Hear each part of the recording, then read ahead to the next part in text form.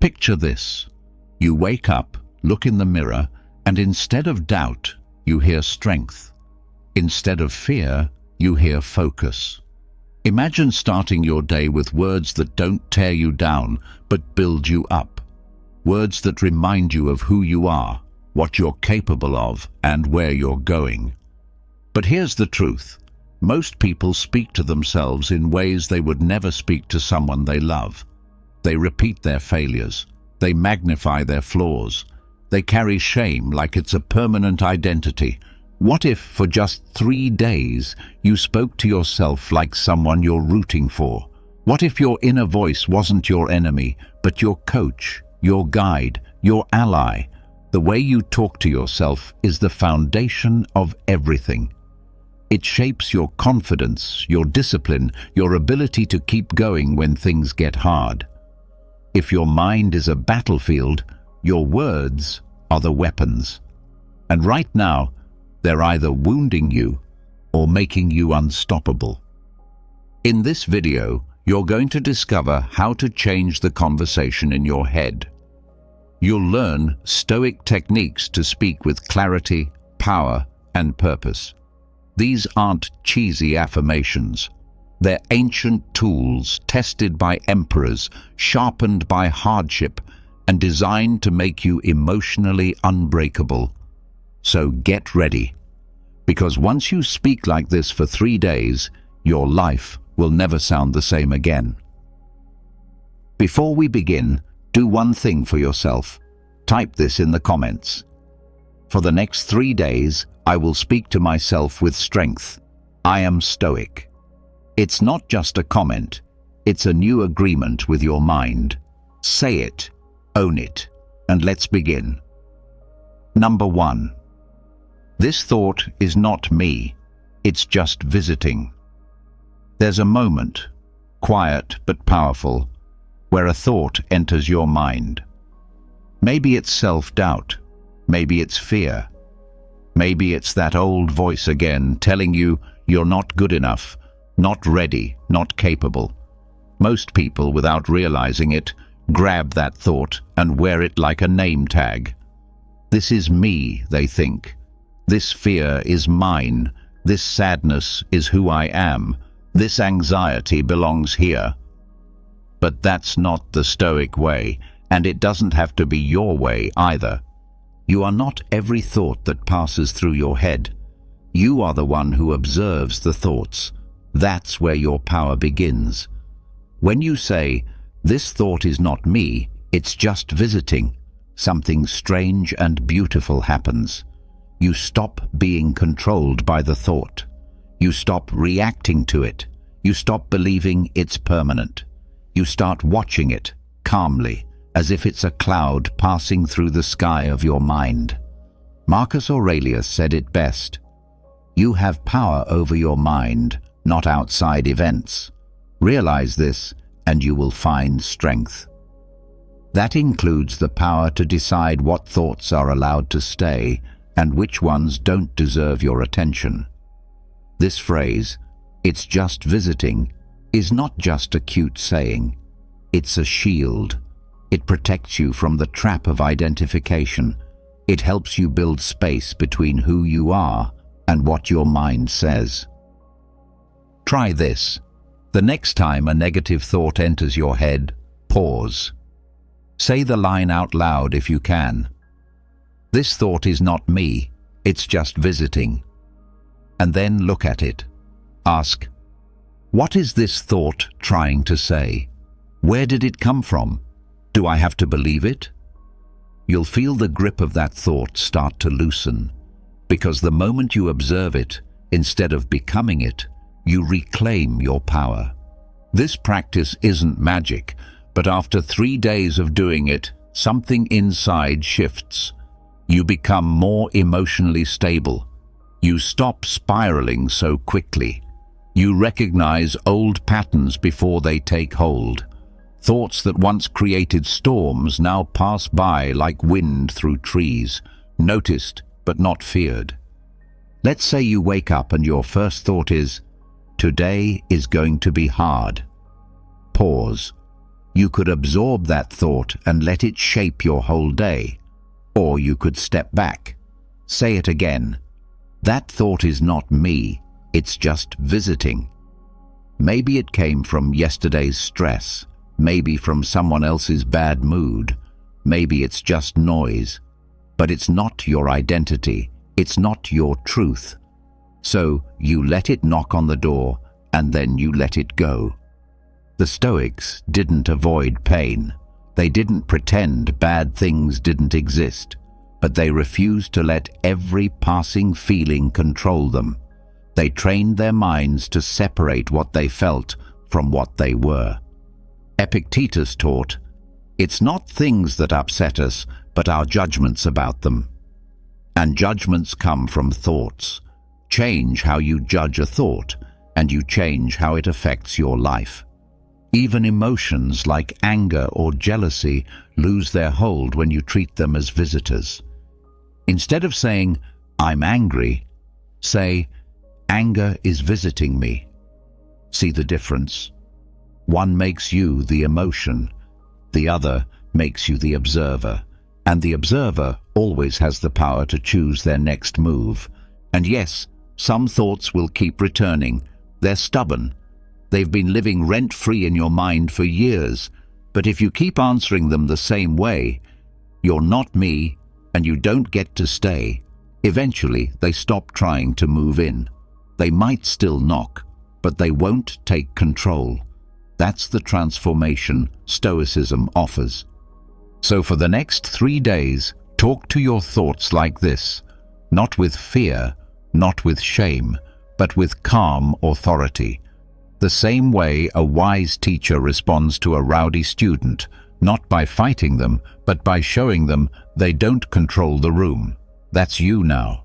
You are the one who decides who stays in your mind. You are the host. They are just visitors. And when your mind starts to flood with self-criticism, anxiety, or doubt, pause and speak it. This thought is not me. It's just visiting. Say it again if you need to.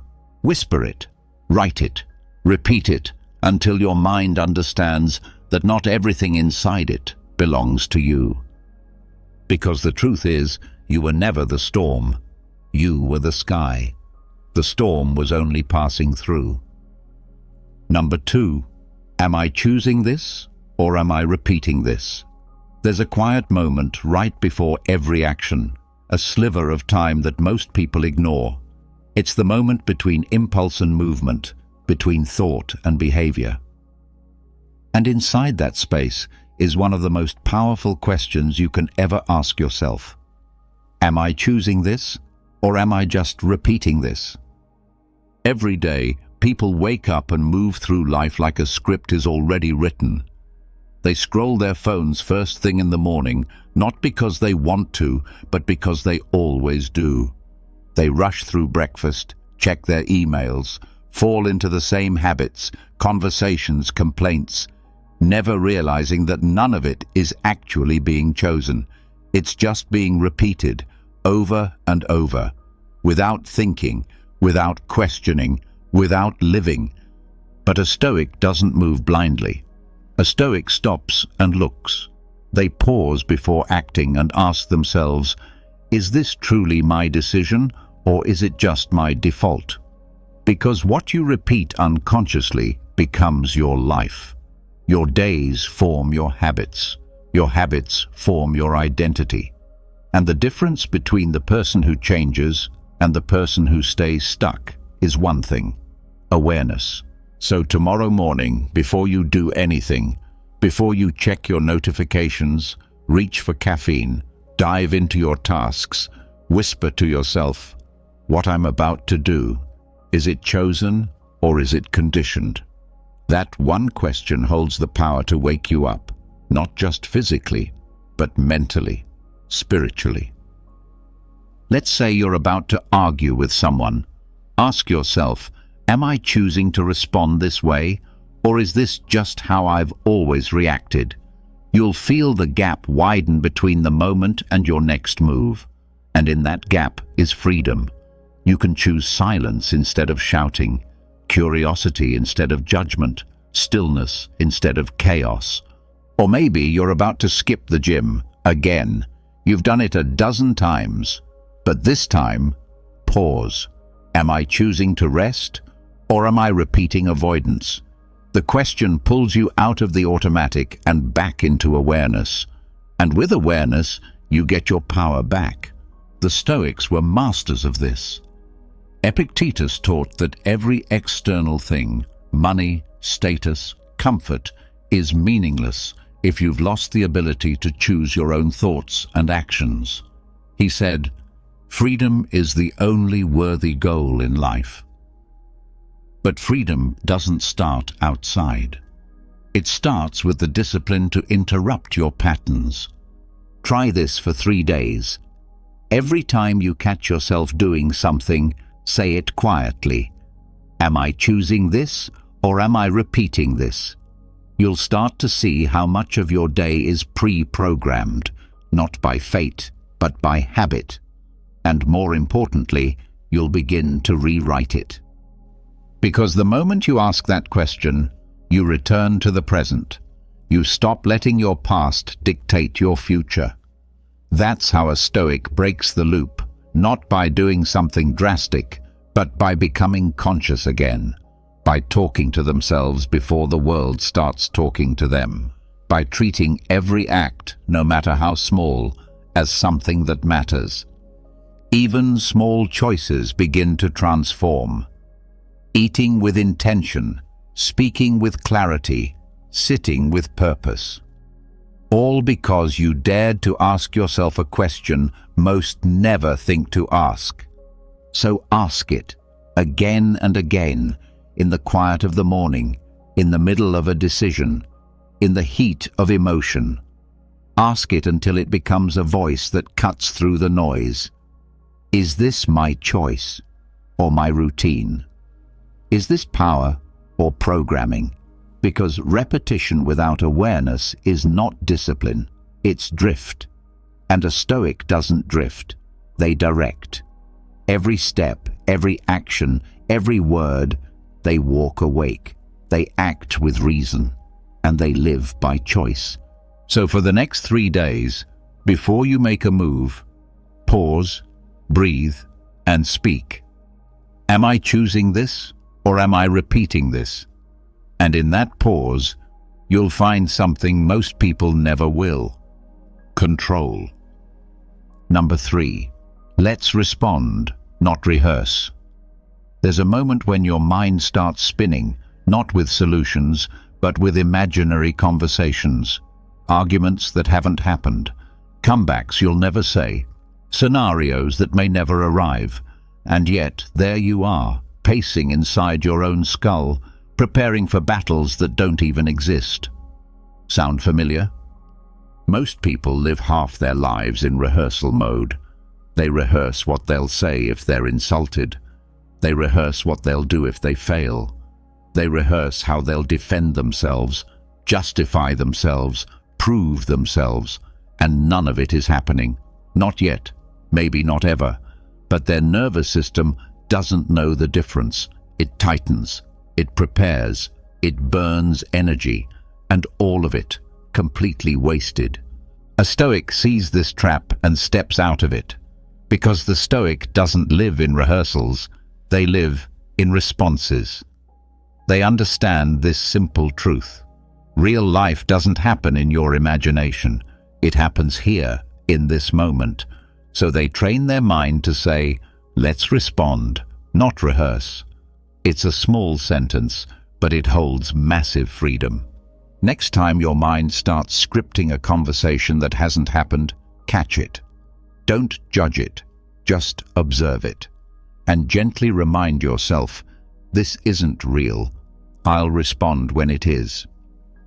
Just like that, your body relaxes, the tension fades. The need to win an invisible argument disappears. Let's be honest. How many hours have been lost imagining confrontations that never came? How many nights ruined by replaying the same thought over and over? And did any of it ever prepare you better than being fully present would have? Marcus Aurelius said, "Today I escaped anxiety." Or no, I discarded it because it was within me, in my own perceptions. That's the essence of this practice. Anxiety often isn't about what's happening.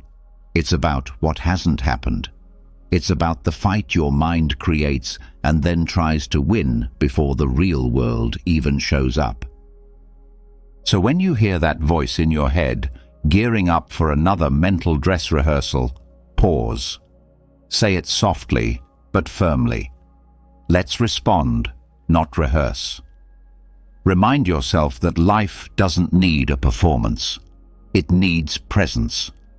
This isn't about being unprepared, it's about being appropriately prepared. You don't need a script for every conversation. You need clarity. You don't need to plan 30 versions of what might happen. You need strength to face what does happen, when it happens. The Stoic warrior sharpens their blade quietly, but they don't swing it until the enemy is real. Likewise, train your mind, study your values, know who you are, but don't waste your energy on fights that exist only in thought. That kind of rehearsal doesn't make you stronger. It makes you tired. It makes you tense. It fills your body with false alarms. Try it for 3 days. Whenever your mind starts rehearsing an argument, a worst-case scenario, a way to prove yourself, stop and ask, is this real? Is this happening now? And if it's not, say it again.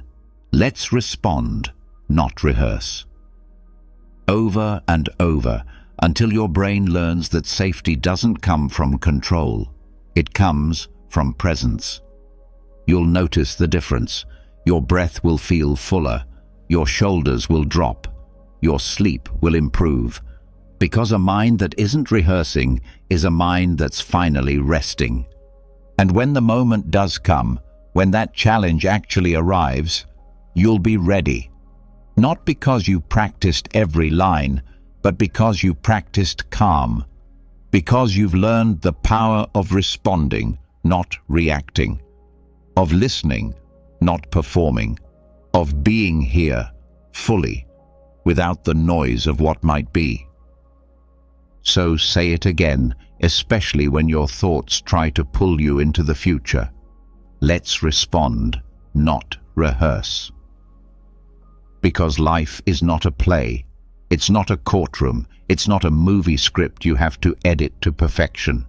It's a moment-by-moment invitation to show up, be real, and handle what is, nothing more and nothing less. And a Stoic knows that's more than enough. Number 4. My life is too short for this thought. There's a kind of thought that sneaks in quietly, almost casually. An old argument, a petty insult, a tiny embarrassment from years ago that suddenly replays in your mind like it just happened. At first it seems harmless, just a passing memory. But then it lingers, it takes up space, it grows legs, and before long you're watering it with your attention, feeding it with emotion, rehearsing it, reliving it, as if it still matters. That's where a Stoic draws the line. Because while the world is full of distractions, the Stoic mind learns to protect its peace like sacred ground. And when that useless, unworthy thought tries to take root again, there's a simple phrase that clears it like a blade. My life is too short for this thought. Say it out loud. Say it gently. Say it with full conviction. Because it's not just a phrase, it's a declaration of value. A reminder that time is the one thing that cannot be earned back. And every second spent stuck in resentment, overthinking, jealousy, comparison, or mental drama is a second you've stolen from your future. Marcus Aurelius wrote, "You could leave life right now. Let that determine what you do, say, and think." This is not meant to scare. It's meant to sharpen. It brings clarity to the mind. Because when death is close, petty thoughts lose their power. Suddenly, what someone said about you, what you forgot to do, what didn't go your way, none of it feels worth carrying anymore. So why carry it now? Think of your mind like a garden. Every thought is a seed. Some grow into purpose, peace, strength. Others grow into weeds, distractions, ego, noise. If you don't pull them out early, they spread. And soon, the flowers in your garden get choked by bitterness and regret. So when you catch yourself obsessing over something small, something that drains you instead of builds you, pause. Ask, what is this thought costing me? What could I be doing with this mental energy instead? And then say it. My life is too short for this thought. It's not about denial. It's not pretending pain doesn't exist. It's choosing what gets to stay in your mental space. The Stoic understands that not every thought deserves your attention. Not every insult deserves a response. Not every opinion needs to be defended. Because your peace, your purpose, your energy, those are too precious to be thrown away for the sake of proving a point or revisiting a wound. Try this practice for 3 days. The moment you feel your mind slipping into the same old spiral, stop and speak. My life is too short for this thought. You'll feel the grip loosen. You'll feel your shoulders relax. You'll realize how much time has been wasted entertaining what doesn't serve you. You only get so many mornings, so many moments with the people you love, so many nights under the stars, and yet how many of those are silently stolen by thoughts that don't even matter a day later, let alone a year later? A Stoic doesn't let mental clutter define their life. They return again and again to the present, to what is real, to what is useful. And if a thought cannot offer growth, peace, or clarity, it doesn't belong. So say it often. When jealousy creeps in, when old drama resurfaces, when the voice of self-doubt tries to shout again, cut it off. With calm, with grace, with power. My life is too short for this thought. Let that be your filter. Let it protect your mind like a locked gate. Because your attention is a sacred currency. Spend it on what matters. Spend it on what frees you, and never again on the weeds that bear no fruit. The Stoic knows that to value life is to value thought, and to value thought is to know when to let go. Number 5. Let me witness, not wrestle. Some emotions don't knock before entering. They barge in. Anxiety, frustration, restlessness, that tightness in your chest, that racing mind, that edge in your tone. It shows up without warning. And the first instinct? Fight it. Push it away. Silence it. Wrestle it into submission. But the Stoic mind doesn't do battle with storms. It watches them pass. The moment you feel agitated, before you react, before you try to fix it, say this to yourself.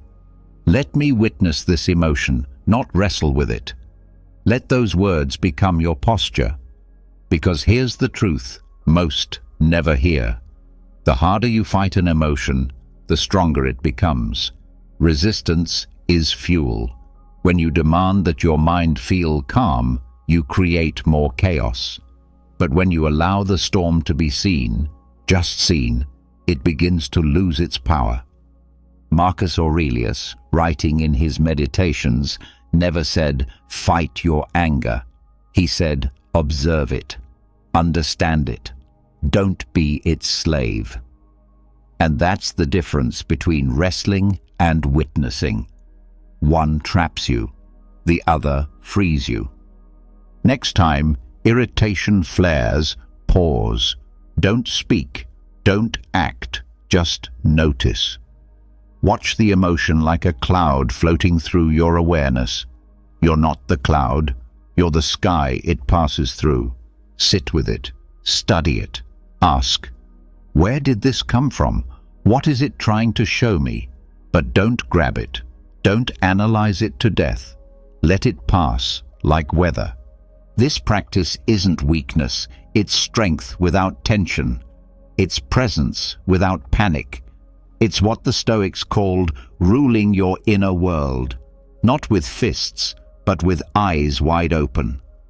The mistake people make is believing peace means not feeling certain things, that to be strong, you must be unbothered, untouched, unaffected. But the Stoic knows strength isn't absence of emotion, it's non-attachment to emotion. It's the ability to feel something fully without becoming it, without being consumed by it. Try this for 3 days. When discomfort visits, don't tighten. Don't reach for a distraction. Don't argue with yourself. Just say, let me witness, not wrestle. Then breathe, slowly, deeply, stay still. You'll notice something beautiful. The emotion softens when it's not attacked. The mind settles when it's not forced to settle. The peace you were chasing by fighting begins to arrive by watching. This is emotional alchemy, turning struggle into awareness, transforming reactivity into resilience. And over time, your mind starts to learn. Not every wave needs to be stopped. Some just need to be seen. When a child cries, the worst thing you can do is shout at them to be quiet. But sit beside them, let them be heard, and soon they calm down. Your emotions are no different. They're messengers, not enemies. And the Stoic learns to listen without letting the message take over. You'll feel the change. Less volatility, less tension in the shoulders, less regret after emotional reactions. Because you've trained yourself to stand still while the storm passes rather than getting swept away by it. So repeat it again and again, especially in the heat of discomfort. Let me witness, not wrestle. And watch how something subtle begins to shift in you, not because you forced yourself to feel different, but because you gave yourself permission to feel without judgment. This is how the Stoic becomes calm, not by pushing emotions away, but by letting them come and go without fear, like a mountain letting the clouds roll past its peak, still, unmoved, a witness, not a warrior.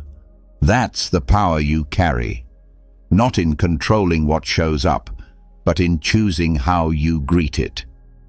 And sometimes, all it takes is 5 quiet words to stop an inner war. Let me witness, not wrestle. Number 6. What if this is happening for me? There are days that break your rhythm, a setback, a betrayal, an unexpected storm that flips your plans upside down. And in that moment, the natural question rises. Why me? It's a question soaked in frustration, in helplessness, in the belief that life is just something that happens to you. But the Stoic doesn't ask, why me? They ask something far more powerful. What for? Because buried inside every challenge is a gift, a lesson, a strength, a refinement of the soul. And when you start whispering to yourself, what if this is happening for me? Everything shifts. That single question transforms pain from punishment into purpose. It opens the mind to meaning. It reframes adversity as assignment. Seneca said, difficulties strengthen the mind as labor does the body. But most never feel that strength because they're too busy wishing the difficulty wasn't there. They don't talk to themselves like warriors. They talk like victims. But you're training to think differently. Try it. Next time something goes wrong, your plans fall apart, someone disappoints you, your expectations crash. Pause. Don't spiral. Don't complain. Don't sink into blame. Instead, say it softly. What if this is happening for me? Not to break you, not to hurt you, but to shape something deeper in you, a sharper awareness, a thicker skin, a clearer path, a reminder of what really matters. This isn't false positivity. It's philosophical strength. It's what the Stoics practiced every single day, turning obstacles into fuel. Marcus Aurelius faced war, betrayal, sickness, and still wrote, "The impediment to action advances action. What stands in the way becomes the way." He didn't just endure hardship, he turned it into direction. When you speak to yourself this way, you rewire the brain. The mind, instead of shrinking from pain, begins to seek out the message inside it, and suddenly everything becomes useful. Even the heartbreak, even the delays, even the parts of life that once made you want to scream become teachers, guiding you toward greater clarity and strength. Try it for 3 days. Every inconvenience, every tough moment, every conversation that goes sideways. Whisper, "What if this is happening for me?" Ask, "What can I learn from this? What muscle is this moment asking me to grow? What is this shaping in me that I wouldn't have gained if everything went smoothly?" You'll begin to feel something shift. Where you once felt targeted, you'll feel entrusted. Where you once felt cursed, you'll feel challenged. And with every repetition, the old patterns of panic and blame dissolve, replaced by a steady mind that sees deeper than surface discomfort. The truth is, life is hard, but it's not just hard for the sake of being cruel. It's hard because it's training you for something higher, something that comfort could never offer. And when you choose to speak to yourself with that kind of dignity, you stop walking around with a victim's posture. You stand taller, not because life got easier, but because you got wiser. So say it again, especially when things feel unfair or overwhelming. What if this is happening for me? Let it echo through the discomfort. Let it burn through the confusion. Let it remind you that your life isn't random. It's a classroom, and every hard moment is a lesson disguised as a wall. A Stoic doesn't ask for an easier life. They ask for stronger eyes, eyes that can see meaning in the mess, eyes that can find direction in the detour, eyes that say, "This too has value. This too is mine to grow from." And when you speak like that, even pain becomes a partner, even failure becomes fuel, and life stops happening to you and starts unfolding for you. Number 7. I don't need to win this, just to master myself through it. The moment before stepping into a difficult conversation, a high-stakes meeting, a personal challenge, there's a rush that builds inside. The heartbeat quickens. The mind begins to calculate. How do I win this? How do I come out on top? How do I prove myself? That hunger to dominate, to be right, to get the result, it's instinctive. But it's also dangerous, because once the outcome becomes the obsession, the inner self starts to crumble. The Stoic sees this trap coming and chooses a different standard. I don't need to win this, just to master myself through it. This isn't weakness. This is the highest form of strength, because it means the external result no longer controls the internal state. Whether the challenge ends in your favor or not, you remain intact, whole, grounded, calm. Think of Epictetus, born a slave, owning nothing, yet possessing more peace than many emperors. Why? Because he measured success not by outcome, but by response. Not by winning the world, but by not losing himself in the process. Say it aloud before the pressure hits.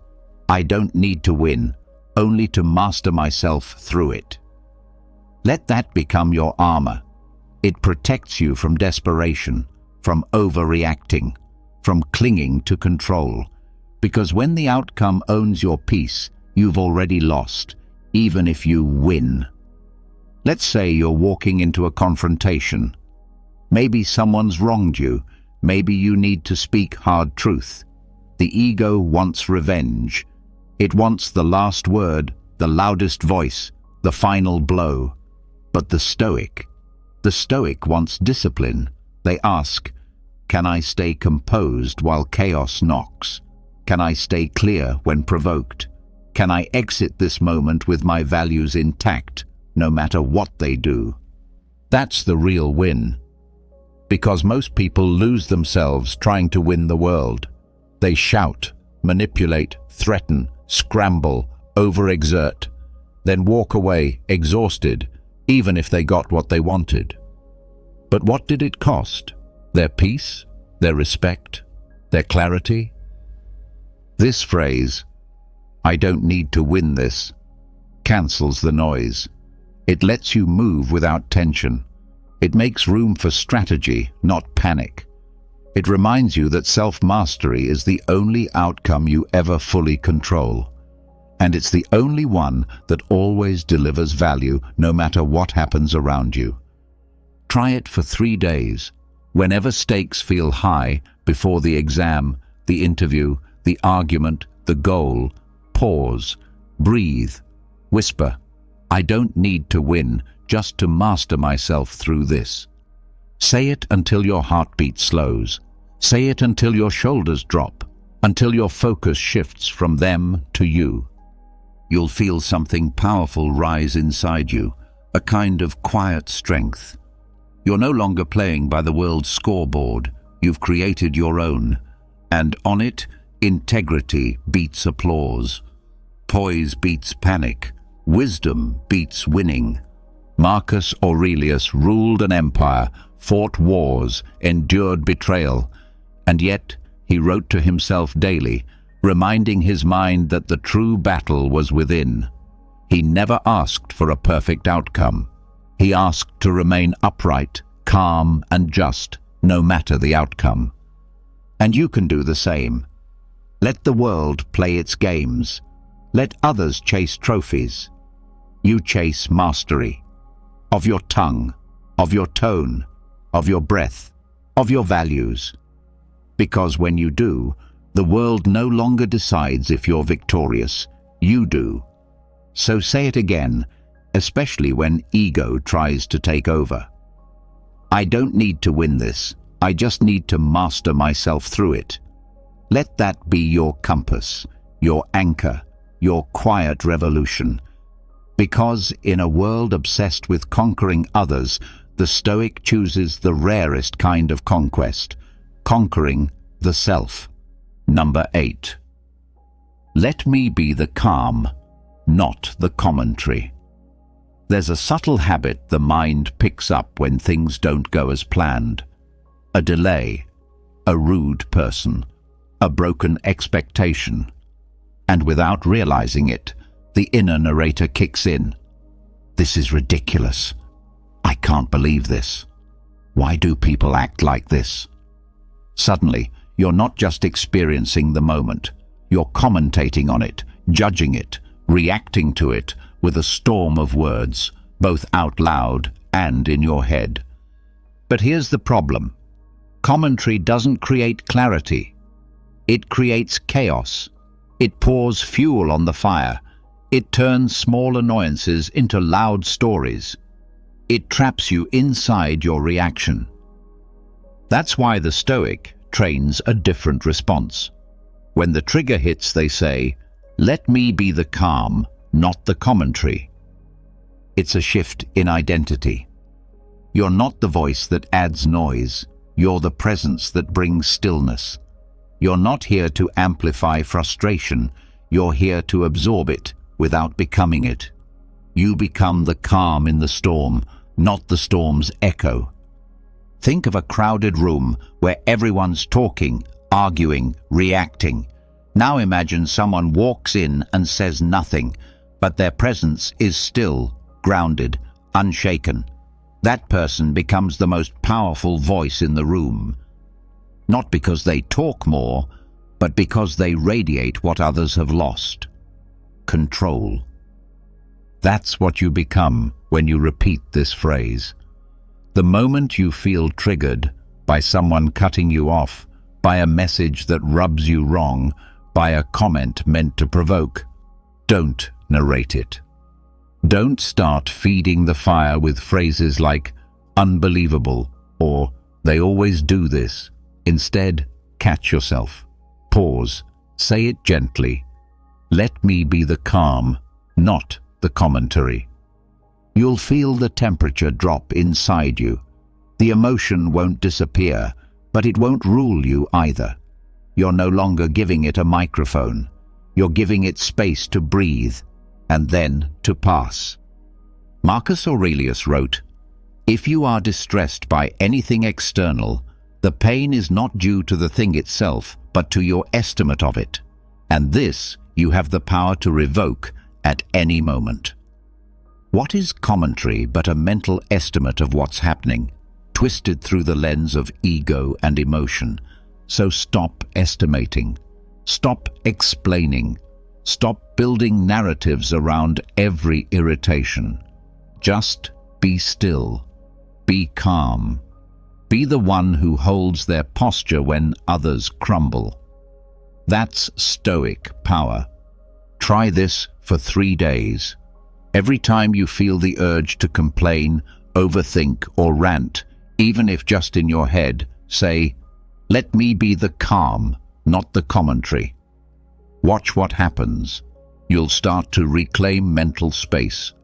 Energy that was once used for complaining will now be used for clarity. Reactions that used to trigger you will fade like background noise. And the best part, people will notice. Not because you're louder, but because your silence carries weight. You'll walk into situations where others are rattled, and your calm will change the entire atmosphere. You won't just be different, you'll be undeniable. Because calm is rare, commentary is everywhere. And while anyone can add to the noise, only a few can quiet it. So say it again when tension rises. Let me be the calm, not the commentary. Let it become your reset button, your anchor, your new default. Not everything needs your opinion. Not every reaction deserves a reply. Sometimes the most powerful thing you can say is nothing at all. Number 9. I am not late. I am right on the edge of alignment. There's a certain kind of pressure that creeps in quietly, tightening your chest and speeding your thoughts. The feeling of being behind in life, behind in your goals, behind everyone else who seems to be moving faster, achieving more, reaching milestones you haven't touched yet. And in that state of inner panic, the mind whispers one loud lie. You're late. But the Stoic mind doesn't bow to the clock. It doesn't worship the timeline of others. It knows that life is not a race. It's a rhythm. That purpose unfolds not by force, but by timing. And so it repeats, like a grounding mantra. I am not late. I am right on the edge of alignment. Say it now. Let it land in your nervous system. Let it soften your breath. Because this isn't about giving up. It's about waking up to the truth that life is not measured by speed, but by synchronicity. Marcus Aurelius never said, "You must do it all now."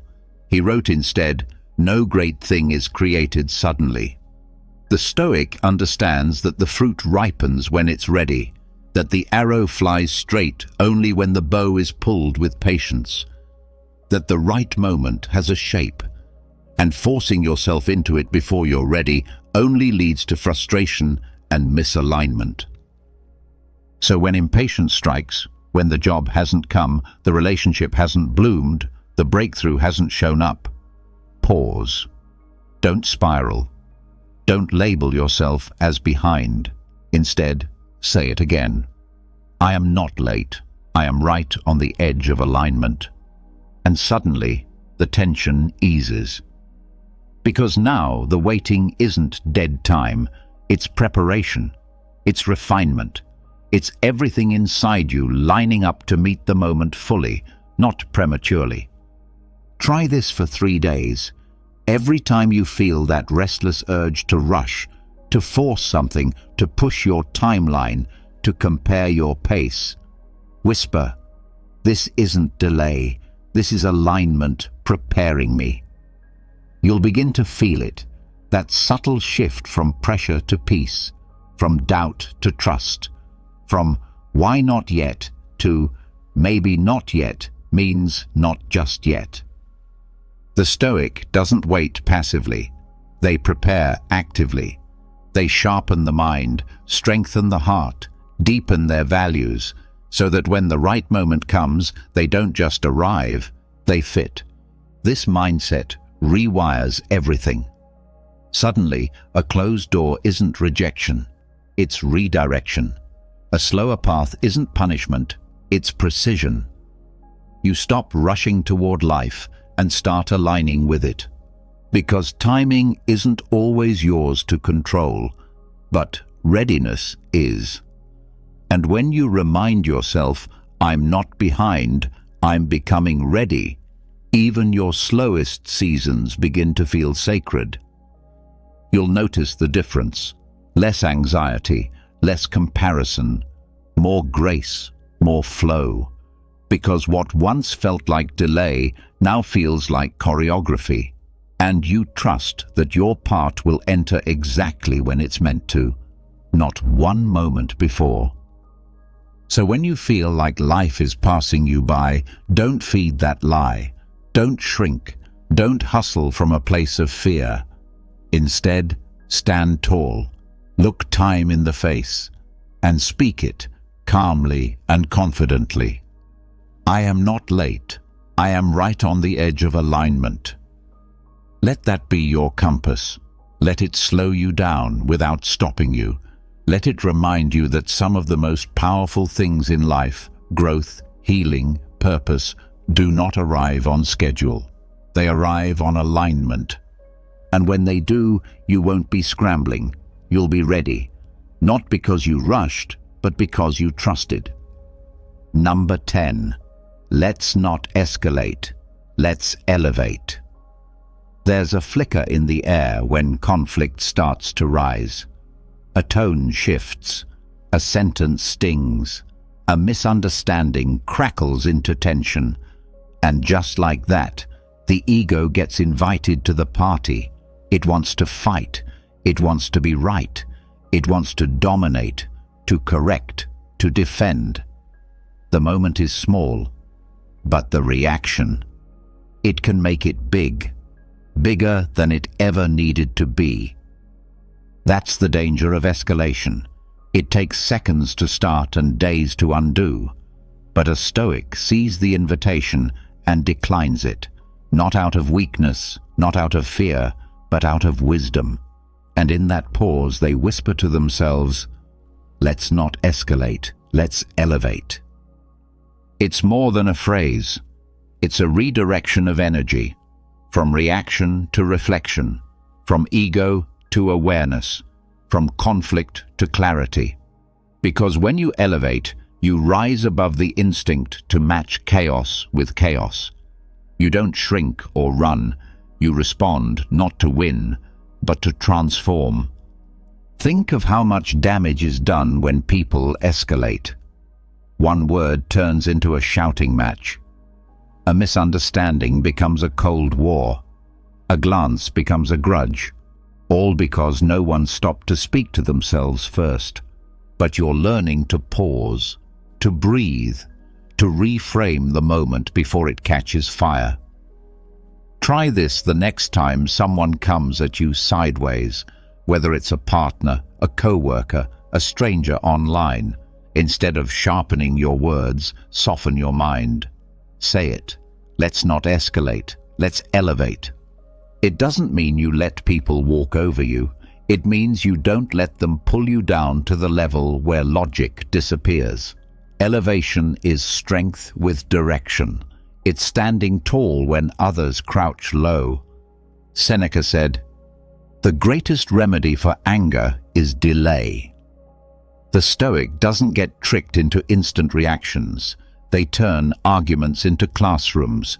They ask, "What is this trying to teach me? What part of me is being poked here? What would the highest version of myself say right now?" And suddenly, the conflict becomes a mirror, a space for maturity, a test of control, a way to practice everything you claim to believe about patience, about strength, about composure. Try this practice for 3 days. When the tension rises, internally or externally, don't react out of habit. Whisper instead, "Let's not escalate, let's elevate." Watch how the temperature drops, not just in the room, but in your body, in your breath, in your nervous system.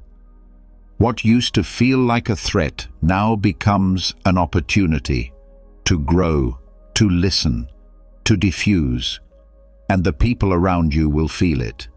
Not because you speak louder, but because you speak clearer, with less emotion, more purpose, less heat, more height. You'll begin to notice that most conflicts aren't actually about the surface problem. They're about two people trying to feel seen, heard, validated. When you elevate the energy instead of matching their frustration, you show them a different way to exist in the same space. You model leadership, not with power, but with presence. So say it again. Next time things get tense, don't jump into the storm. Let's not escalate. Let's elevate. Let that be your philosophy, your posture, your power.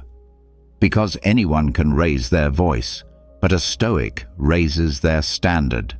And that kind of energy, it doesn't just change the conversation, it changes the relationship.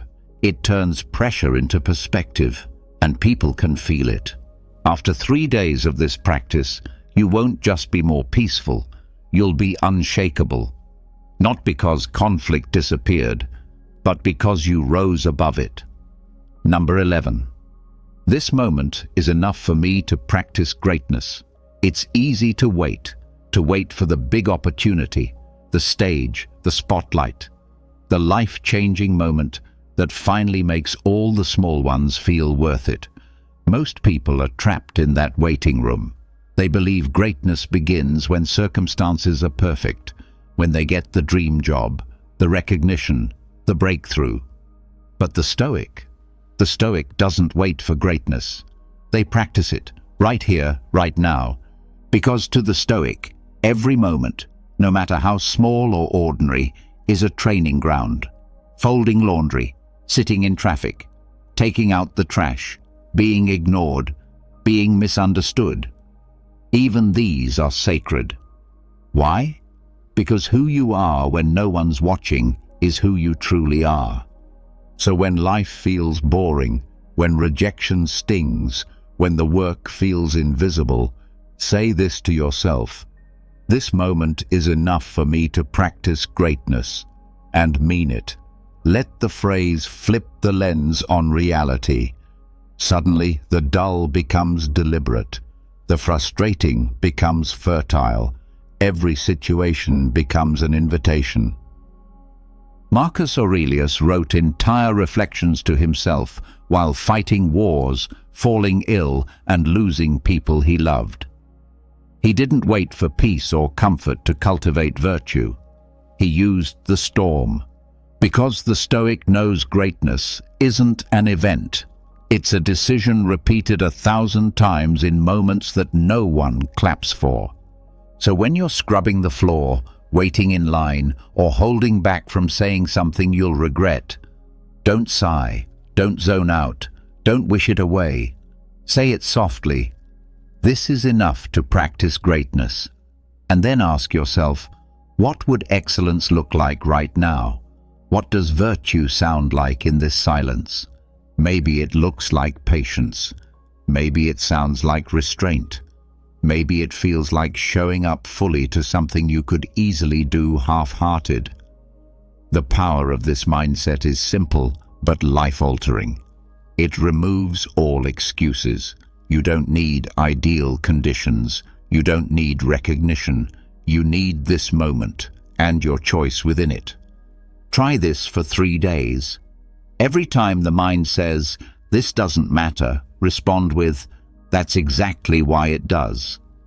Practice precision when no one's watching. Speak kindly when no one expects it. Choose calm when no one else is choosing it. Greatness isn't what happens once in a lifetime.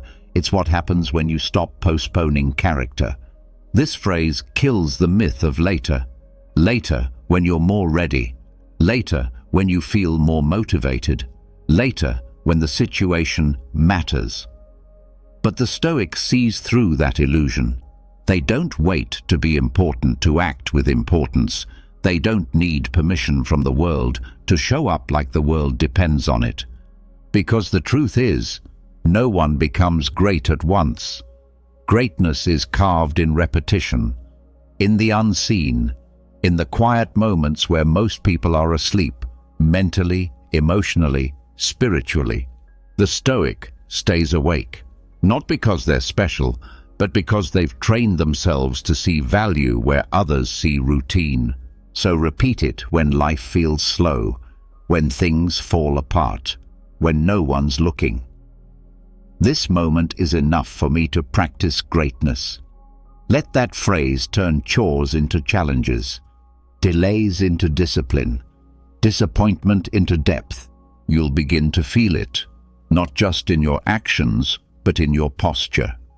Your breath will be fuller, your decisions more thoughtful, and over time, people will notice. Not because you boast, but because your energy carries a certain weight. The quiet weight of someone who trains for life in every moment, not just the big ones. Greatness isn't a performance, it's a pattern. And if you choose to speak like this, to treat every moment as sacred, you'll find that the life you were waiting for isn't in the distance. It's already here. You just needed the eyes to see it and the discipline to meet it. Number 12. My inner state is my true resume. There's a subtle pressure that follows most people around, the pressure to impress, to be seen as successful, to prove your worth through titles, status, likes, recognition. It shows up in how you dress, how you speak, how you position your life for others to notice. But beneath it all lies one question that haunts the modern mind. Am I enough in the eyes of others? But the Stoic doesn't live for applause, they live for alignment. They measure worth not by what the world sees, but by what they feel when they're alone. And that's why, before stepping into the world, they remind themselves, my inner state is my true resume. Say it. Let it land. It's a reminder that the calm you carry, the clarity you protect, the way you respond to chaos, that is your legacy, not your job title, not your follower count, not how many people clap when you speak. It's how still your soul is when no one's watching. It's how quickly you return to peace when the world tries to shake you. Marcus Aurelius was the emperor of Rome, yet he wrote every night, not about power, but about temperance, self-control, humility. Why? Because even with the highest rank in the land, he knew, titles come and go, but character stays. And it's the state of your inner world that either builds your life or breaks it. So try this. When you feel the urge to prove yourself, whether in conversation, online, in front of peers, pause. Take a breath. Whisper it inwardly. My inner state is my true resume. Watch what happens. The need to defend yourself fades. The hunger to be liked quiets. The urgency to outshine others dissolves. Because now you're building something real, not an image, an empire, one that can't be taken from you, one that doesn't depend on compliments, validation, or attention. The Stoic doesn't care if others see them as wise, only that they are. They don't chase recognition, they cultivate depth. Try this for 3 days. Every time you feel the pull of performance, whether in a meeting, a conversation, a post, pause and ask, is this rooted in my values or in my need to be seen? Then repeat it like armor. My inner state is my real resume. And you'll notice something powerful. You speak less, but with more impact. You listen deeper. You stand firmer. You make fewer moves, but each one with more clarity and intent. Because you're no longer living reactively, you're leading yourself from within. This phrase disarms the ego. It takes your focus off polishing your reputation and puts it back where it belongs, on polishing your integrity. And when you carry that, people feel it, even if they don't say it, even if they never compliment you. Your presence begins to carry a quiet weight, the kind that doesn't need to shout to be respected. Because in a world obsessed with looking the part, the Stoic is obsessed with being it. And while others race for external titles, the Stoic writes theirs in silence, through self-control, emotional clarity, and inner peace.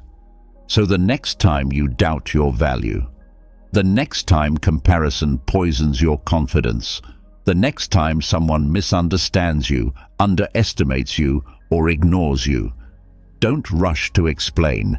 Don't chase their approval. Just breathe and remind yourself, my inner state is my true resume.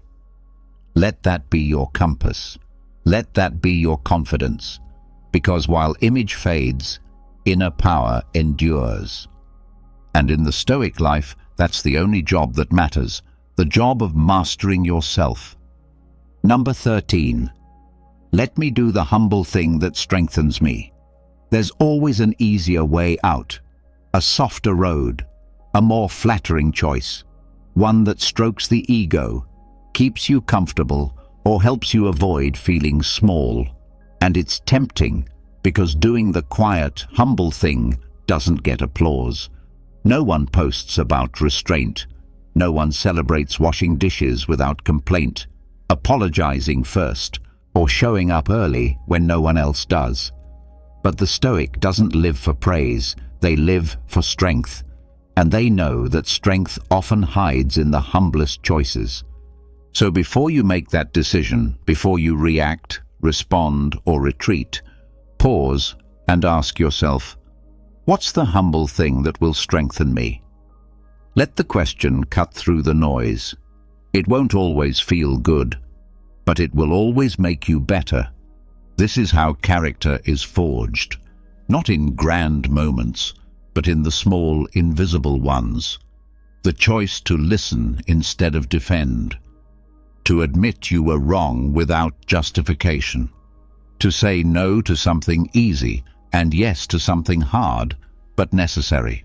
This is humility, not weakness, but the wisdom to step down from the ego and rise in virtue. Seneca wrote, "No man was ever wise by chance." That kind of wisdom requires practice, and the most powerful practice of all is choosing the difficult thing that no one sees, but you know is right. Over time, this isn't just growth, it's self-respect. It's being able to look at yourself and say, I took the higher road, not because I had to, but because it was mine to take. Try this for 3 days. When you're at a crossroads, when pride wants to lash out, avoid, or be right, pause. Ask, what's the humble thing that will strengthen me? Then do it, even if it's quiet, even if it doesn't get noticed, even if it feels like surrender in the moment, Because the truth is, ego makes noise, but character leaves impact. Let's say someone disrespects you. The ego wants revenge. The mind wants to restore pride. But pause. What's the humble thing that will strengthen me? Maybe it's silence. Maybe it's a calm boundary. Maybe it's walking away. Not because you're weak, but because you're free. Or maybe you're struggling with discipline. You want to skip the workout, delay the task, break the promise to yourself. Ask it again. What's the humble thing that will strengthen me? And do that, even when no one's watching, especially then.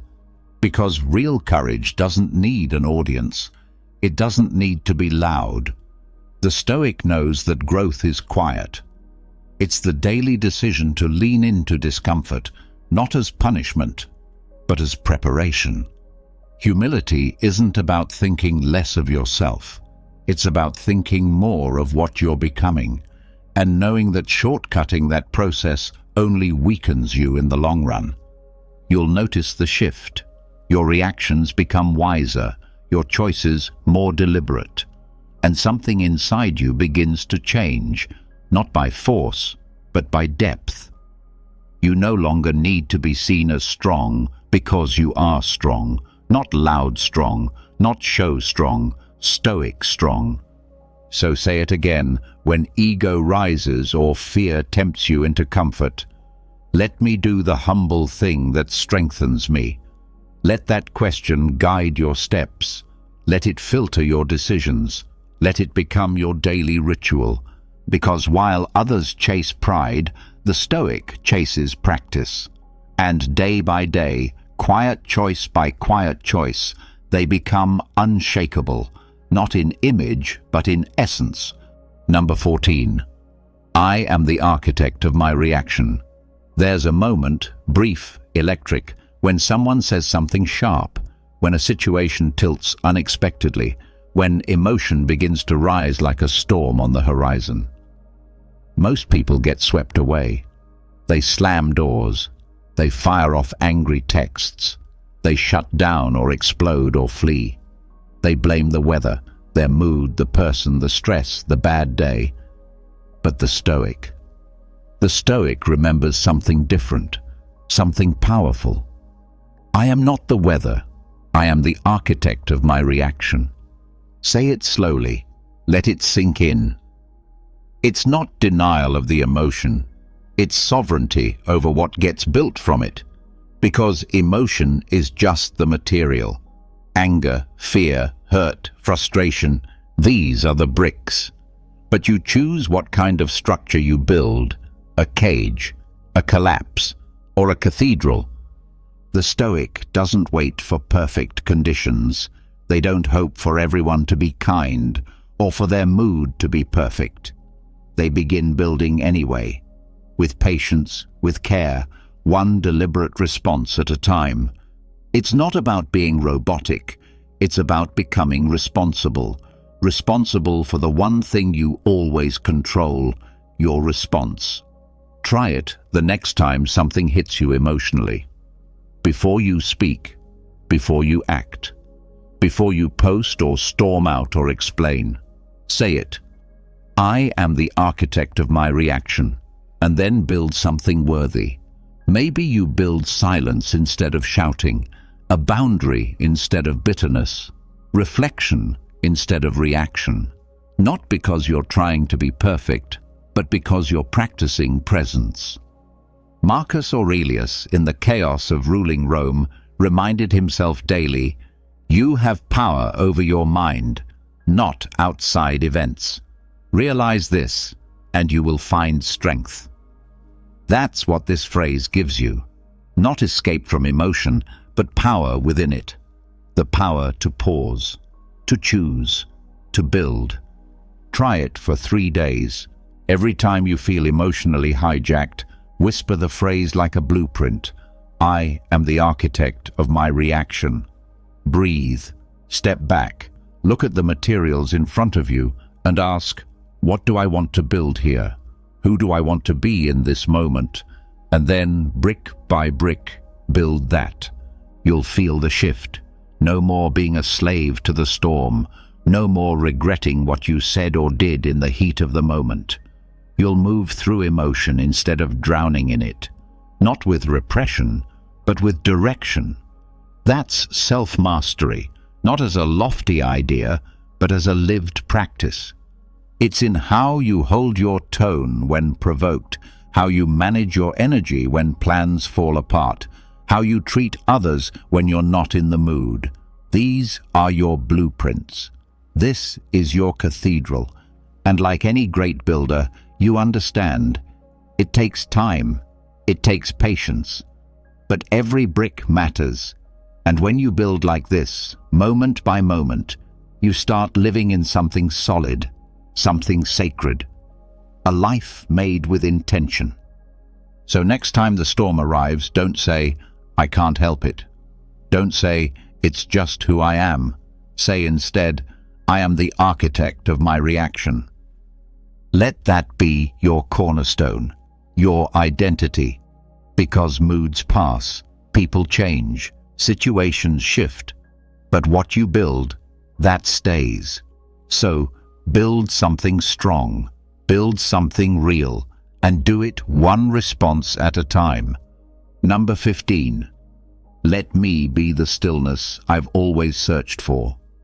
When the day has pulled at you from every angle, when the noise of the world has entered your bones, when your mind feels like a crowded room and your body holds the tension of 100 decisions, it's easy to reach outward.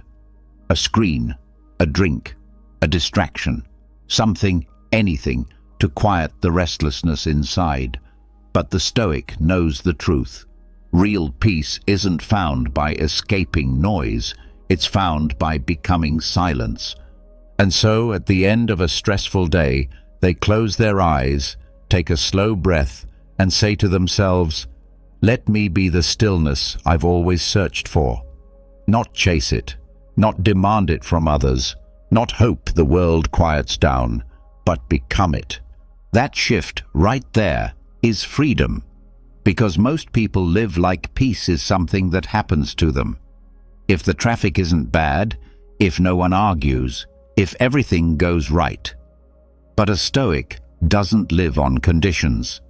They build peace like a fire, inside steady, regardless of the storm outside.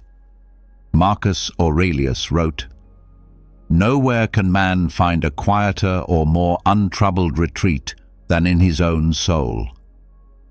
This wasn't poetic fluff. It was a practice. He didn't ask the world to be calm. He became the calm.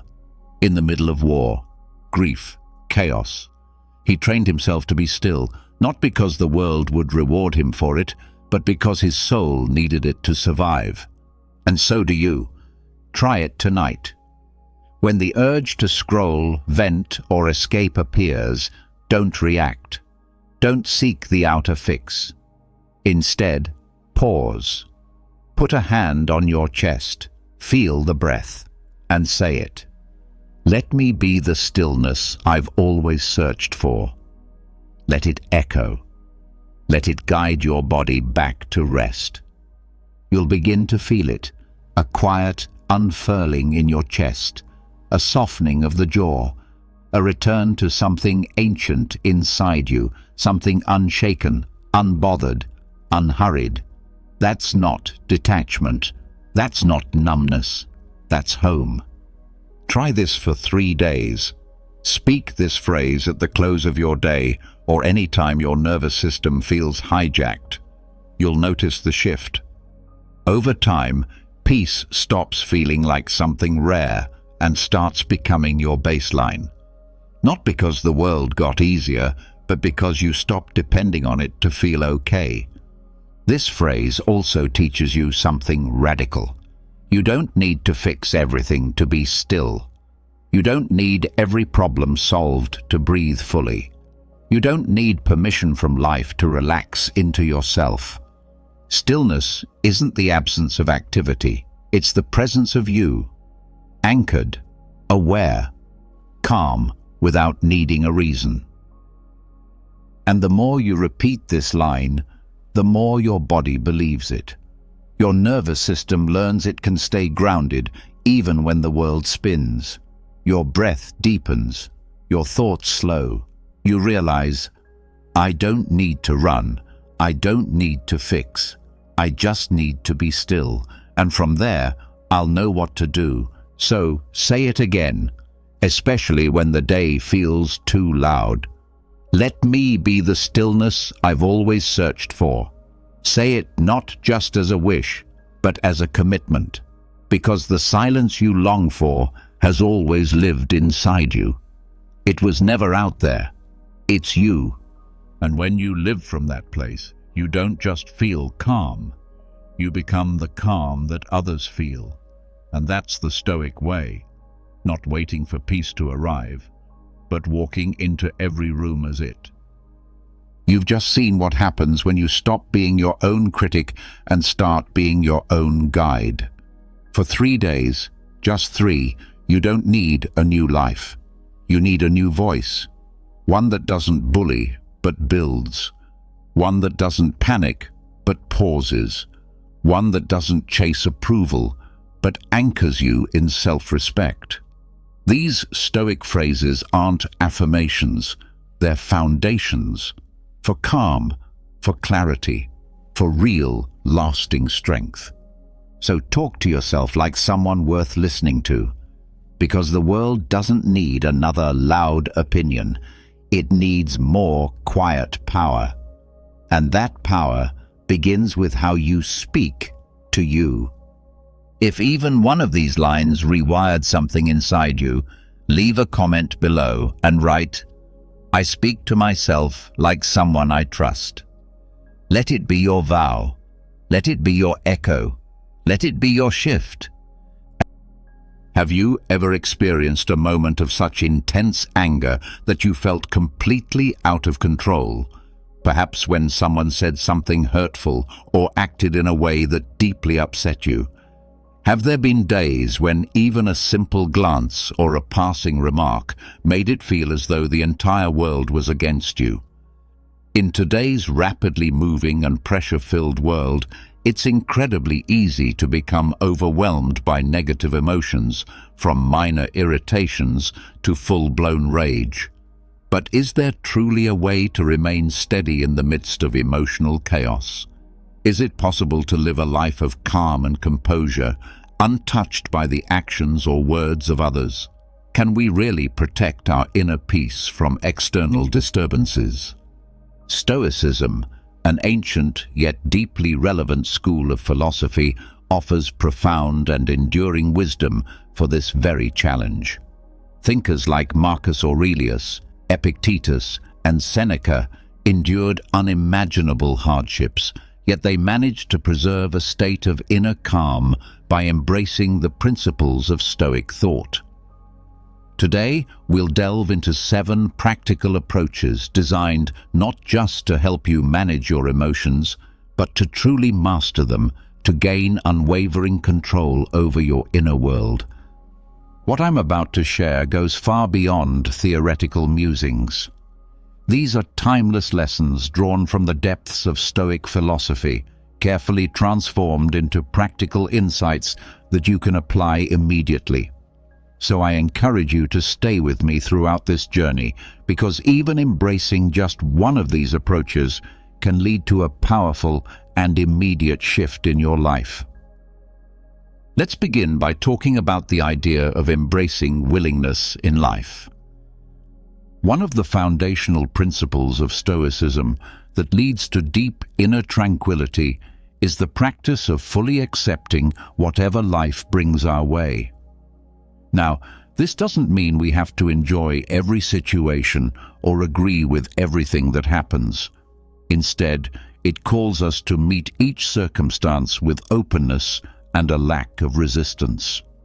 Marcus Aurelius, in his Meditations, encourages us to accept the things to which fate binds us and to love the people fate connects us with, but to do so wholeheartedly and sincerely. This type of acceptance is essential for breaking the cycle of anger and frustration, Picture yourself performing a mundane task like washing the dishes. If you do it begrudgingly, each plate becomes a source of resentment. But if you engage in the task with a willing spirit and a sense of gratitude, even this simple act becomes peaceful. Epictetus, in his discourses, teaches us not to wish for events to happen as we want them to, but to want them to happen as they do. Because in doing so, life begins to flow more harmoniously. This is the essence of willingness, moving with the current of life rather than resisting it. Practically speaking, this mindset can shift how we respond to uncomfortable moments. Imagine being stuck in traffic. If you allow yourself to dwell in irritation over the delay, your frustration only grows. But if you view the situation as an opportunity to listen to an audiobook, a favorite podcast, or to simply reflect, you instantly take back control over your experience. When we begin to accept life as it is, stress loses its grip on us.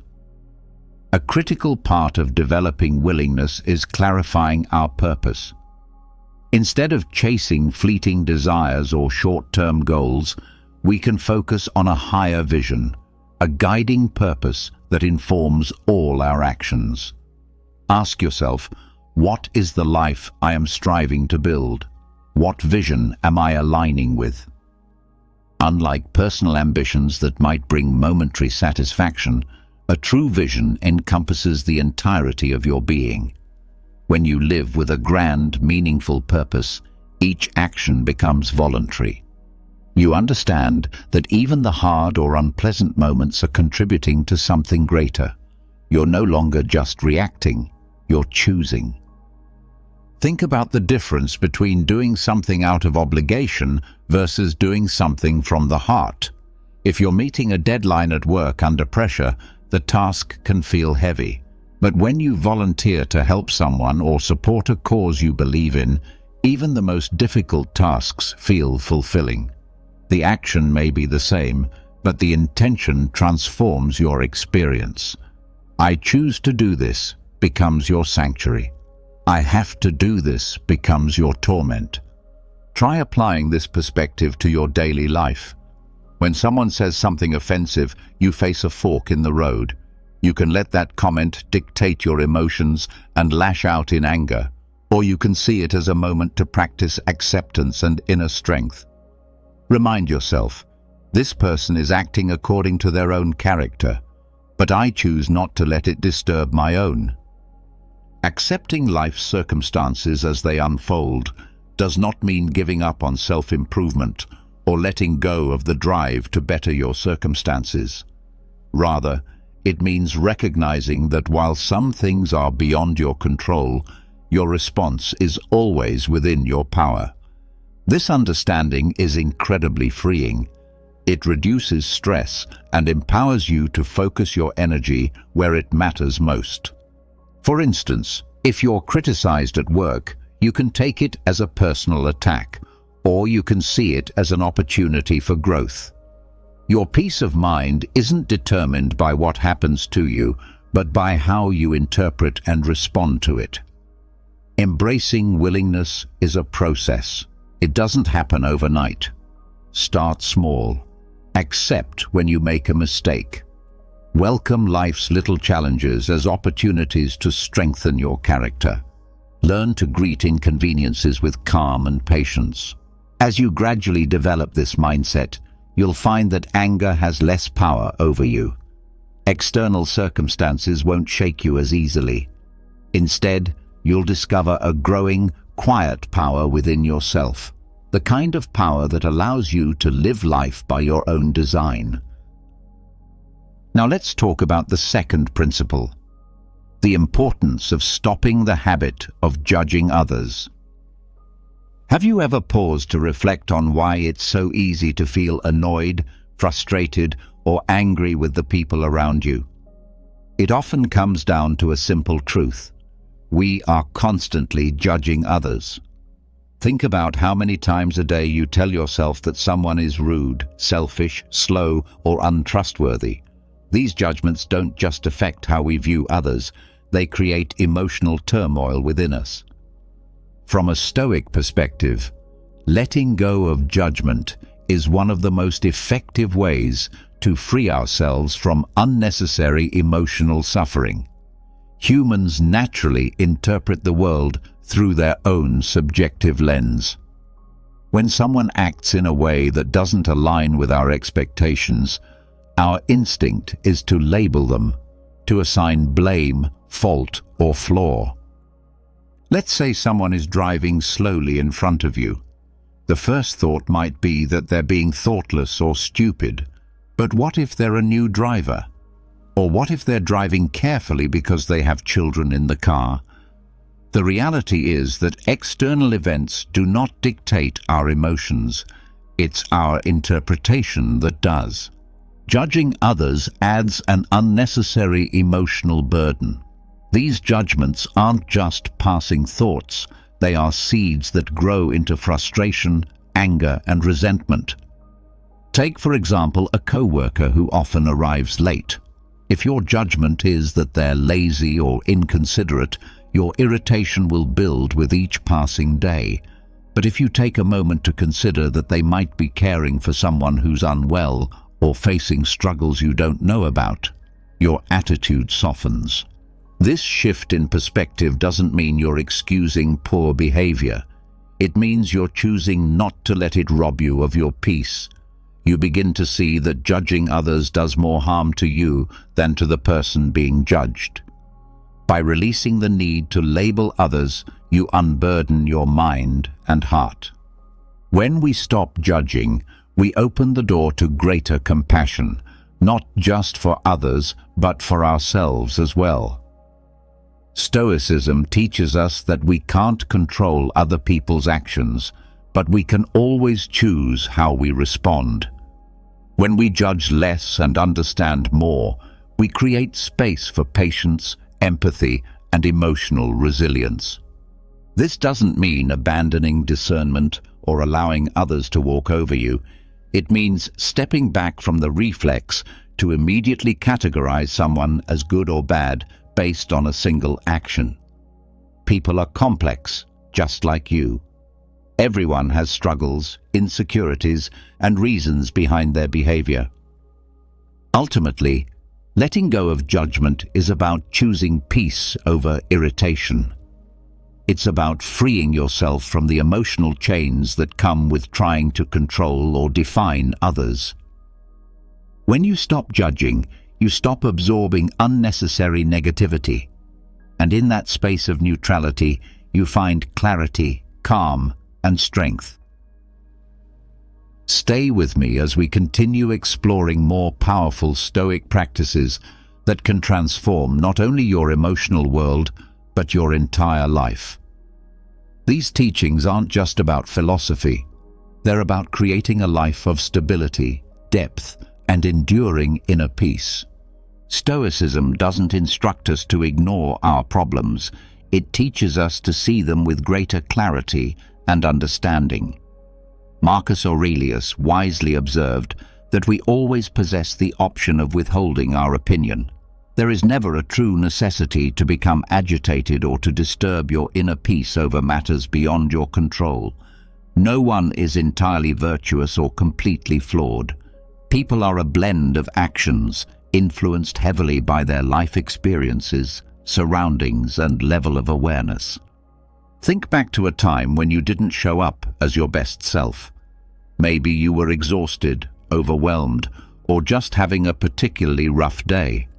In the same way, others' actions are rarely a reflection of who they are at their core, but more often a response to the situations they're facing. In the right environment, even someone with many faults can demonstrate surprising kindness. On the flip side, even those who are usually composed and kind can falter under pressure. Consider this. You're at a restaurant and the server accidentally spills water across your table. Your immediate reaction might be irritation or anger. How careless!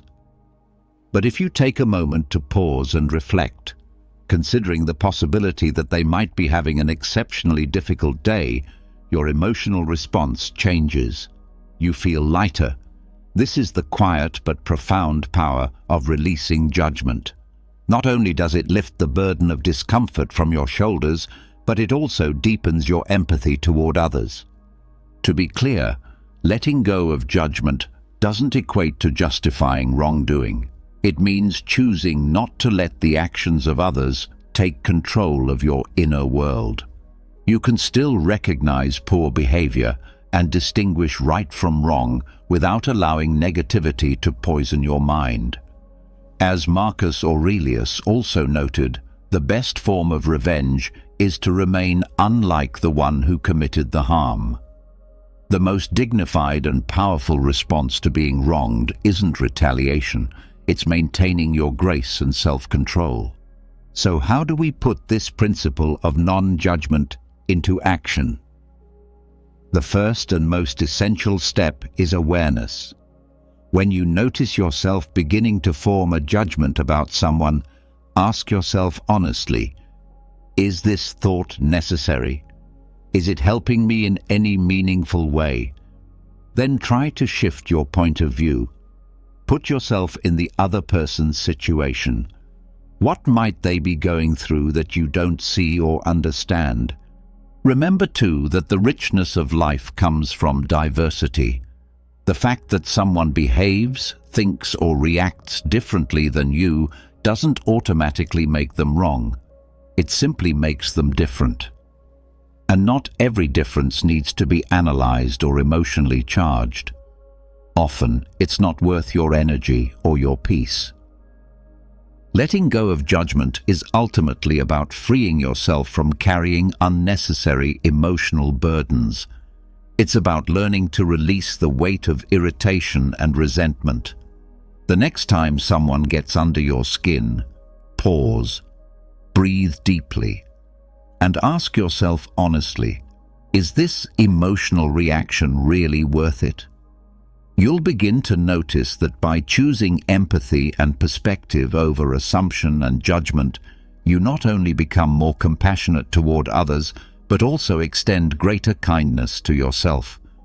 In the end, ask yourself this fundamental question: do I want to cling to my anger, or do I want to live with freedom and peace? The answer lies within your control. When you release the habit of judging others, you naturally begin to loosen your grip on the desire to control. This opens your eyes to a powerful truth. Much of the tension and disappointment in life comes from our expectation that others should behave according to our preferences. But life doesn't function on our terms. People, with all their complexities and unique circumstances, act based on their own motivations, many of which we may never fully comprehend. This brings up a deeper question. Is control truly the path to peace? Or does peace arise when we let go of the need to control? This question strikes at the very heart of Stoic philosophy. Instead of expending energy trying to reshape what lies beyond our reach, we can choose to accept things as they are, and in doing so, free ourselves from much of life's unnecessary stress. You can't dictate the direction life takes, but you can always govern how you respond. Imagine you're driving during peak traffic hours. The roads are jammed, the horns are blaring, and you're about to be late. You feel frustration bubbling up. Why can't people drive better? Or, why is the traffic always like this? But the truth is, you can't alter how others drive or instantly clear the roads. What you can control, however, is your mindset. You can choose to become agitated, or you can take a breath and accept that this situation is simply outside your influence. Though it might seem straightforward, the act of letting go of control can radically transform your daily experience. Think of a mother who constantly worries about her child's academic performance. She wants the best and fears failure. But no matter how deeply she cares, she cannot take the exams for her child. Or picture an employee frustrated with their boss's decisions. No matter how much they disagree, they can't force their boss to think differently. Much of our emotional distress arises from pinning high hopes on things we can't control. When those expectations go unmet, disappointment and resentment naturally follow. I once knew a young entrepreneur who poured his soul into developing a new tech product. His vision was ambitious. He wanted to revolutionize an entire industry. But when he finally launched the product, the market response was lukewarm at best. He was crushed. He blamed the customers for failing to grasp its brilliance and suspected rivals were sabotaging him. This mindset kept him trapped in bitterness.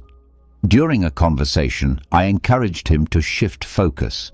Instead of brooding over what others weren't doing, what could he do differently?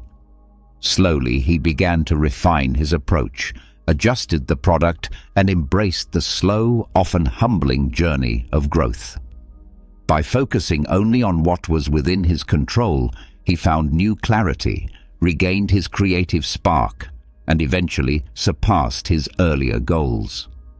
This is the essence of Stoicism in practice, recognizing when you're placing energy into the unchangeable and choosing instead to focus on what you can influence. In moments of stress, ask yourself, is this within my control? Am I improving the situation by reacting this way, or am I making it worse? These aren't just philosophical questions, they're practical tools for emotional clarity. Letting go of control doesn't mean you give up or resign yourself to passivity. It means directing your energy wisely toward your thoughts, your emotions, and your actions. Imagine rowing a small boat down a river. You can't stop the current, but you can learn to steer with precision, adjusting to the flow and moving forward with ease. A valuable Stoic practice for this mindset is premeditatio malorum, the premeditation of adversity. Each morning, spend a moment imagining potential setbacks, a delayed train, a cancelled meeting, a friend letting you down. By anticipating these possibilities, you make peace with them before they even occur. When they do, you'll find yourself far more prepared to accept them calmly. Letting go of control isn't a weakness. It's an extraordinary act of strength. It's a form of freedom.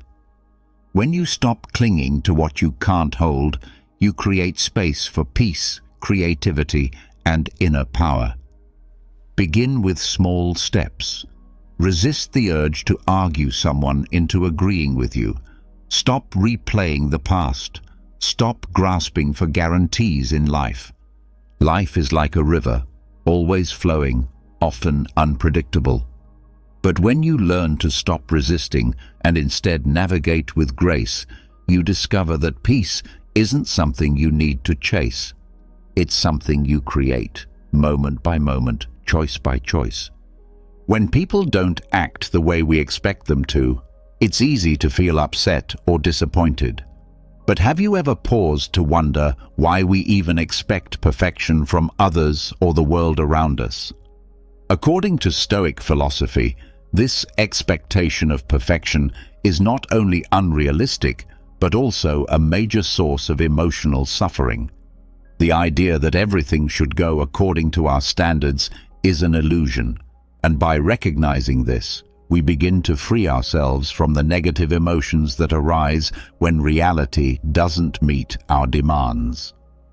Reflect on your experiences. Have you ever been let down because a coworker didn't do their part, causing setbacks in your own work? Or maybe you felt hurt when someone close to you didn't keep a promise or said something unkind. These situations are not rare, yet we often react with the assumption that people should be flawless.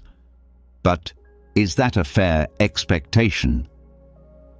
The Stoic philosopher Epictetus teaches that it's not the events themselves that disturb us, but rather our judgments about those events. Our anger and frustration don't come from what people do, but from how we choose to view their actions. The world is naturally messy, unpredictable, and flawed. It was never meant to function according to our preferences. Trying to mold it to our will only leads to suffering. Let's consider a specific case. Imagine you spent days preparing for a vital presentation. You gave it your all, but right before it began, the colleague in charge of the supporting materials made some critical mistakes or left out important content. The initial reaction might be overwhelming frustration. You might think, how could they be so careless after all my effort? But from a Stoic viewpoint, this reaction doesn't serve you. The mistake has already happened, and blaming someone else only increases your distress. A more empowering response would be to ask, what can I do right now to make the best of this situation? Accepting that people make mistakes allows you to stay calm and think clearly, which in turn helps you find better solutions. Stoicism teaches that our focus should remain on what we can control. Marcus Aurelius, the Stoic emperor, advised that we begin each day by reminding ourselves we will likely encounter rudeness, ingratitude, arrogance, betrayal, hostility, and selfishness. These aren't exceptions to the rule, they are part of life. He explained that such behaviors stem from ignorance, from a lack of understanding about what is truly good or bad. By anticipating these imperfections, we mentally prepare ourselves to respond with patience and strength. This isn't about being negative, it's about being realistic and equipping ourselves emotionally to handle life's unpredictability. Embracing the world's imperfections can also change the way we handle everyday conflicts. When someone fails to keep a promise, rather than immediately feeling betrayed, you can remind yourself that everyone is fighting battles you can't see. If you're feeling misunderstood, resist the urge to become defensive. Instead, calmly try to clarify your thoughts. Perhaps the other person didn't mean to offend, but simply didn't grasp your perspective. If someone is rude or critical, ask yourself whether their words truly injure you or whether it's your own interpretation that's creating the pain. To accept imperfection doesn't mean we stop trying to grow or improve the world around us. On the contrary, this mindset liberates us. When we stop demanding that others meet our personal standards, we free ourselves from constant disappointment and can instead invest our energy in what truly matters. Take personal relationships, for example. We often expect our partner to understand us completely, to instinctively know our feelings and needs. But even the most loving person can't read your mind. When you stop blaming them for not meeting your unspoken expectations and instead ask yourself whether you could express your needs more clearly, you not only reduce frustration, but also strengthen your relationship through better communication. When we truly embrace imperfection, we begin to find beauty in flaws. The co-worker who forgets deadlines, the friend who lets you down, the stranger who speaks harshly, all of these become chances to practice compassion and resilience. Ask yourself, have I ever made mistakes? If you desire understanding and forgiveness from others, shouldn't you be willing to extend the same to them?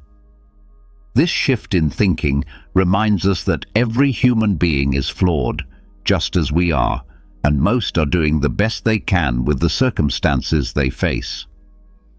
Seneca, another great Stoic thinker, said that true freedom belongs to the brave. Having the courage to face and accept imperfection is not only a sign of compassion, it is a key to inner peace. You don't need a perfect world to be happy. When you stop expecting perfection from people or from life, you take a massive weight off your shoulders. Marcus Aurelius noted that your life's happiness depends on the quality of your thoughts. By training your mind to accept life as it is, not as you wish it to be, you begin to find peace amidst the chaos. This approach doesn't mean settling for less or tolerating harmful behavior. Rather, it's about mastering the art of living, one based on clarity, patience, and wisdom. As we start to accept the world's flaws, we arrive at a deeper realization. The way we feel about life's events is not dictated by the events themselves, but by our internal responses. This leads us to an even more personal challenge, learning to take responsibility for our emotions. The outside world is full of disorder, and people will often fail to meet our expectations. Things will rarely go exactly as we plan, but must these things shake us to our core? Accepting life's external imperfections is one part of the equation. The more difficult and more rewarding part is learning to regulate how we respond emotionally to what happens around us. This brings up a vital question. Who really controls your feelings? You or the circumstances you encounter? Stoic philosophy urges us to confront this truth head-on. Picture yourself standing in a crowded supermarket line on a hectic weekend. The place is buzzing with noise and stress. Suddenly, someone cuts in front of you without saying a word. No apology, no acknowledgement. Almost immediately, you feel a surge of irritation. You might think, "How rude." The impulse to speak up angrily or to stew in frustration is strong. But here's where you can take a pause and reflect. Is this person's inconsiderate action really worth disrupting your peace? They may have acted poorly, but your emotions are still your responsibility. Why should you allow their behavior to take charge of how you feel? If you choose calmness, you'll notice something powerful. The irritation begins to melt away. That person may continue without ever realizing what they did, but their behavior no longer has any control over your mood. The cue may take a few minutes longer, but your inner stability remains untouched. What could have been a spark for hours of negativity turns into just another moment in the day, easily forgotten. Every day, we unknowingly give others control over our emotions. A harsh comment, a dismissive look, or a forgotten favor can make us feel hurt or angry. But why do we give other people such power over our emotional state? Marcus Aurelius, emperor and philosopher, reminded us that we have complete control over our minds, even if we can't control outside events. In that control lies our strength. His insight reveals a timeless truth. While you can't determine how others behave, you always have the power to choose how you respond. Think back to a time when you were unjustly criticized, maybe at work or by someone close to you. The natural reaction might have been anger, maybe even a desire to defend yourself. But imagine if, in that moment, you had reminded yourself that your value doesn't depend on one person's opinion, and that your peace of mind is not up for negotiation. That would change everything. How can we begin to develop this level of emotional mastery? The answer lies in simple but powerful practices. Start by learning to harness the power of the pause. When something upsets you, resist the immediate impulse to react. Instead, ask yourself a few key questions. Am I overreacting? Or, is this moment really worth disturbing my peace? This brief pause, though seemingly small, creates a vital gap between the trigger and your response. In that space, you gain the ability to make a conscious choice, to choose calm over chaos, wisdom over impulse. Another deeply effective approach, one rooted in ancient Stoic tradition, is to keep a daily journal of your emotions. Each evening, take a few quiet moments to reflect. Ask yourself, what stirred my emotions today? What situations challenged my inner balance? How did I respond? And could I have chosen a wiser response? This daily practice is more than just writing. It's a mirror into your emotional life. Over time, it reveals patterns, moments where you consistently lose your composure, and gives you the clarity and discipline to change your reactions. Slowly but surely, this builds a resilient mindset. Owning your emotions is the cornerstone of a more peaceful life. The truth is, no one can truly make you angry or upset unless you give them that power. The Stoic emperor Marcus Aurelius captured this timeless wisdom when he wrote, "If you are distressed by anything external, the pain is not due to the thing itself, but to your estimate of it, and this you have the power to revoke at any moment." These words are not just theory, they are a call to action. They remind us that emotions, while powerful, are our possession. They are not the result of what someone else says or does, but of how we interpret and internalize the situation. Your peace of mind is your responsibility. When you learn to protect it, fiercely but calmly, you will find that very little in this world can truly disturb your inner spirit. So ask yourself, does this way of thinking resonate with you? If it does, take a moment to like this message and share your own thoughts in the comments. I'd truly love to hear your personal stories and reflections. And if you see things differently, I welcome your perspective as well. Your insights might ignite a meaningful and enriching conversation that helps us all grow. Let's keep growing together as we move forward into the next timeless principle. Lesson number 6. Practice non-reaction. In life, unexpected moments often catch us by surprise. A colleague might publicly criticize you during a meeting, leaving you stunned and embarrassed. A stranger may rudely cut in front of you in a line you've been patiently standing in. Or someone might throw a sharp and careless remark your way, leaving you feeling offended or even angry. These types of encounters, though they may seem small, can easily shake your mood and stir up feelings of resentment and frustration. But is there a better way to handle such moments? Is there a way to remain grounded and composed, even when others act out of line? The answer lies in mastering the ancient yet powerful art of non-reaction. Epictetus, one of the great voices of Stoicism, once said, "It's not what happens to you, but how you react to it that matters." This simple truth holds immense power. When you pause and reflect on it, you begin to see that your emotional state is not determined by other people's behavior, but by how you choose to perceive and respond to it.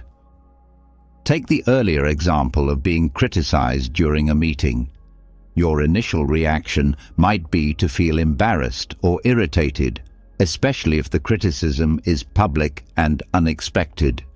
You might feel the urge to immediately defend yourself or push back to protect your pride. But what if you paused instead? What if, in that brief space between stimulus and response, you asked yourself, why should I let this define my mood or my worth? That colleague's hasty or insensitive words don't actually diminish your capabilities. They only reflect their own mindset in that moment. By choosing not to react emotionally, you protect your peace, maintain your professionalism, and show strength, not weakness. Consider an alternative and more stoic approach. You smile calmly and respond, "Thank you for the feedback. I'll address that after I finish presenting my ideas." With that single response, you seize control of the situation. The colleague, expecting a defensive reaction, is instead met with grace and composure. And you, rather than being flustered or rattled, Walk away from the meeting with confidence and inner calm. This is the quiet power of non-reaction. Seneca, another towering figure of Stoicism, once advised, "The greatest remedy for anger is delay." One of the most effective ways to master non-reaction is to give yourself time. When someone insults you or challenges you unfairly, resist the temptation to fire back immediately. Instead, take a breath. Reflect. If the conflict is over email, delay your reply by an hour or even a full day. Time grants you clarity, and clarity allows you to respond wisely rather than impulsively. Sometimes the strongest response is silence. Choosing not to retaliate doesn't mean you are weak. On the contrary, it means you are in full control. By refusing to be provoked, you remain the master of your inner state. There's a wise old saying, "If a donkey kicks you and you kick back, you're both donkeys."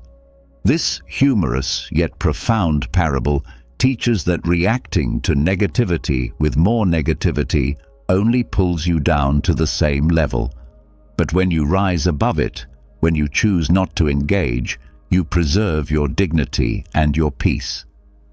Picture a heated argument. Each word adds fuel to the fire, but then imagine one person stops speaking. They no longer react. Eventually the flames die down. Without fuel, anger cannot survive. The one who steps back from the conflict emerges not as weak, but as wise. They have chosen peace over pride and have protected their emotional balance. Take a moment to reflect. When was the last time you lost your temper over something that in hindsight was trivial? Was the anger worth it? If you could return to that moment, would you respond differently? These are powerful questions that invite us to become more self-aware and more in control of ourselves. Marcus Aurelius captured it best when he wrote, "If you are distressed by anything external, the pain is not due to the thing itself, but to your estimate of it, and this you have the power to revoke at any moment." This wisdom isn't abstract, it's practical. It means that even in the chaos of life, you always have the power to reclaim your peace. Mastering non-reaction doesn't mean you accept mistreatment or remain passive in the face of injustice. It means you become discerning, choosing where your energy is best spent and refusing to waste it on meaningless provocation. By embracing non-reaction, you gain emotional mastery. You protect your peace. You develop a strong, grounded soul that cannot be easily shaken by outside forces. Remind yourself every day, you cannot control the actions of others, but you can always control your response. In a world full of noise, calmness, silence, and an unshaken heart are your greatest strengths. This is the essence of Stoicism. Now, let's explore the next vital teaching. Lesson number 7. Find joy in selflessness. As we learn to stay calm and resist the urge to react hastily to the world around us, something remarkable begins to happen. Our inner world begins to lighten. The burdens we once carried, anger, irritation, resentment, begin to lift. The things that used to trigger us now feel like minor ripples in the vast river of life. And in that space where bitterness used to reside, something new and beautiful takes root. A quiet, radiant joy. The joy of understanding, of compassion, and of giving without expectation.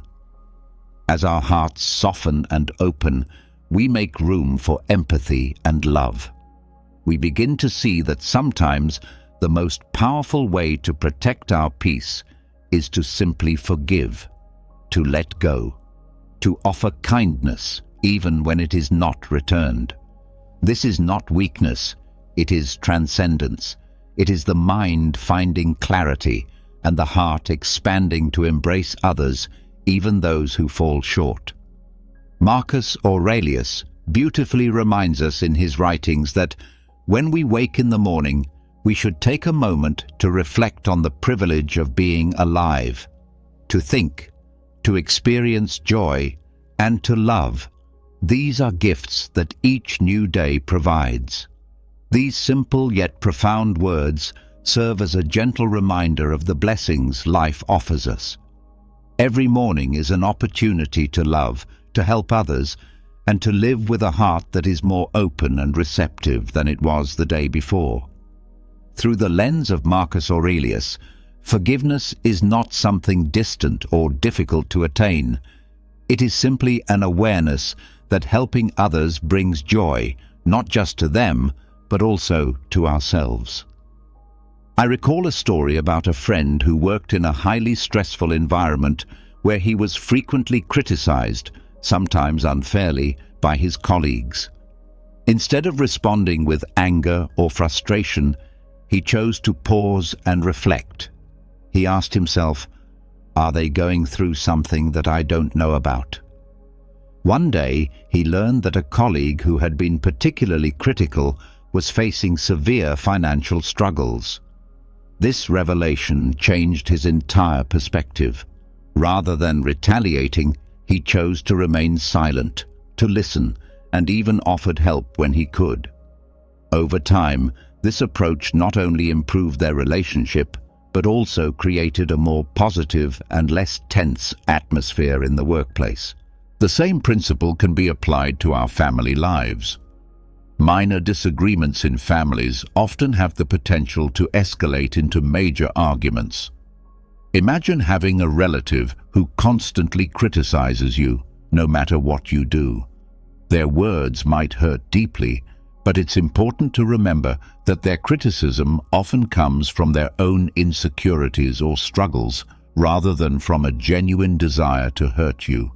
When you understand this, it becomes much easier to disarm your own anger. Choosing forgiveness doesn't mean you accept wrongdoing. It means you choose not to let it dictate how you feel or control your emotional state. Anger frequently arises from our expectations of others. We expect people to behave according to our standards, but life is inherently imperfect. Everyone carries unseen burdens, and recognizing this fact allows us to let go of our expectations. Once these expectations fade, there is no longer a reason for anger to take root. The beauty of forgiveness is that it not only helps us move beyond anger, but also brings a deep sense of joy and relief. Reflect for a moment. Can you recall a time when you helped someone without expecting anything in return? How did it feel? It was likely a peaceful, fulfilling experience, one that brought a sense of purpose and joy that surpassed any material reward. Epictetus once wisely stated, "No man is free who is not master of himself." Practicing forgiveness is not only about giving to others, it is about reclaiming control over our own emotions. It is a form of spiritual freedom, a state of peace that cannot be bought with material wealth. Modern research supports this idea. People who regularly engage in acts of kindness and selflessness report higher levels of happiness. The teachings of Stoicism, which have endured for millennia, understood this truth deeply. Forgiveness is not merely a moral virtue, it is a path to a fuller, more meaningful life. Take a moment to ask yourself, can I see this situation from the other person's perspective? What might be driving their behavior? These questions, when practiced regularly, can help ease discomfort and foster understanding. When was the last time you helped someone without expecting anything in return? How did it make you feel? Reflecting on such moments can guide you toward practicing forgiveness daily. It doesn't have to be a complicated or difficult process. Sometimes, It's as simple as showing patience with someone's carelessness or refraining from trying to control things that are beyond your power. Instead of clinging to anger, focus on bettering yourself. When you extend kindness to someone, be grateful for the opportunity to do so and let go of any resentment. Seneca, in his timeless wisdom, beautifully said, "Wherever there is a human being, there is an opportunity for kindness. Wherever life places us, we have the chance to offer compassion. Choose forgiveness, not just for others, but also for yourself. Through giving and understanding, we build a better world for both ourselves and those around us." Forgiveness is not just an action. It is the key to living freely and peacefully. In conclusion, we have explored 7 methods for maintaining inner peace and remaining unaffected by the anger or annoyance caused by others. These principles are not merely philosophical musings. They are practical tools that guide us toward true inner freedom. By embracing acceptance, we learn to align with life itself. By letting go of judgment, we free ourselves from the burdens of bias. By relinquishing control and embracing imperfection, we take responsibility for our emotions and practice non-reactivity. All of these steps bring us closer to genuine self-mastery. Along this journey, finding joy in compassion becomes the greatest gift we can offer, not just to others, but to ourselves as well. The world is riddled with traps lurking around every corner, all designed to strip you of your strength as a man. Just take a moment to observe the popular Netflix shows being promoted, or consider the kinds of individuals society now places on a pedestal. Virtually nothing escapes the influence of a larger agenda, one aimed at controlling minds. Men are being conditioned, subtly yet powerfully, to accept weakness as a new norm. There's a well-known story that illustrates this perfectly, a story about a lion that I want to share with you. If this is your first time on my channel, I would truly appreciate your support. Please consider subscribing and liking the video so I can keep bringing you content like this in the future. Once upon a time, there was a mighty lion, feared by all who crossed his path. One day, this lion fell deeply in love with a farmer's daughter. But there was a major obstacle. The farmer despised the lion. When he discovered the lion's affection for his daughter, he became determined to prevent their union at any cost. So the cunning farmer devised a plan and summoned the lion. He told the lion that he would only permit the marriage under one condition, that the lion must first remove his sharp claws. To the lion, it seemed like a small sacrifice for such a great reward. So, for the sake of love and with the hope of winning the farmer's approval, he went to a stone and deliberately shattered his own claws. The next day he returned to the farmer, proudly announcing that he was now harmless and ready to claim his bride. But the farmer was not done. He added another condition. The lion must now break off his sharp teeth and fangs. Again the lion agreed, willing to give up even more of himself to attain what he desired. He removed his fangs and teeth, then returned once more. But this time, the farmer did not meet him with kindness. Instead, he attacked the lion and killed him. Now defenseless, the once powerful beast could not protect himself. The very things that had given him strength and identity had been willingly discarded, one by one. This story holds a powerful message.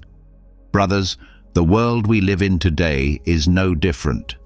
There are forces at play far greater than most of us realize, and they have meticulously crafted a system, a matrix, designed to keep men enslaved to their impulses, their cravings, and their desires. But here's the hard truth. You can blame the farmer, you can point fingers at the elite and the system all you want. But in the end, It was the lion who made the choice to surrender. Voluntary discipline is the sacred virtue every man must embody, whether in his professional ambitions, financial journey, or romantic life. Every man is born with a deep desire to feel powerful, assertive, and in control. This is not arrogance. It's nature. We are wired to strive for strength and direction. Yet many of us have lost touch with this instinct. We fall into habits that strip us of our potential. We willingly hand over our power. Today, men complain endlessly. They squander their money on meaningless pleasures, drugs, pornography, and even apologize for things that don't require an apology. In doing so, they develop habits that weaken them from the inside out. One such habit is mocking others. This isn't a topic that gets much attention, but it's crucial. As a man of high value, you should never elevate yourself by tearing others down. Mocking others in an attempt to look superior reveals insecurity and a lack of respect. Authentic masculinity isn't about dominance over others. It's about self-mastery. Think about the example of crabs in a bucket. When one crab tries to climb out, the others instinctively pull it back down. Similarly, when someone around you attempts to rise, to improve, or to pursue a better life, there are those who feel threatened or envious and try to hold them back. That kind of behavior is neither noble nor productive. If you find yourself making fun of others, understand this: in that moment, you are placing yourself beneath them, period. That doesn't mean you should ignore mistakes or never correct others, but correction should come from a place of guidance, not ridicule. As a man, it is your duty to mentor and uplift your brothers, not to belittle them. Leave behind grudges, hidden motives, or superiority complexes. Instead, offer feedback that helps others grow and evolve. Remember, true strength and confidence are never expressed through mockery. Listen to what Mike Tyson once said: "Social media has given people the false courage to speak disrespectfully to others without fearing the consequences, like getting punched in the face." His words are a stark reminder of how disconnected we've become from accountability. Another habit that weakens men is the refusal to accept responsibility. Let's return to the story of the lion and the farmer's daughter. Ultimately, the lion's downfall wasn't caused solely by the farmer's deception. The real reason lies in the lion's failure to embrace his responsibility. His duty was to live as the powerful predator he was created to be. His claws and teeth were not just weapons, they were symbols of his identity and nature. But he chose to abandon that for acceptance. Many of us do the same in our lives. We run from our responsibilities instead of owning them with pride. But responsibilities are not burdens. They are the very foundation of who we are as men. I want you to say this out loud. I will honor my responsibilities with pride because they define me as a man. The moment you decide to escape your duties is the moment you choose to abandon your masculinity. Never forget this truth. The price of greatness is responsibility. Hear it again. The price of greatness is responsibility. This principle not only strengthens your own identity, but it also brings stability and growth to those around you. Responsibility should not be something we avoid or hand off to others.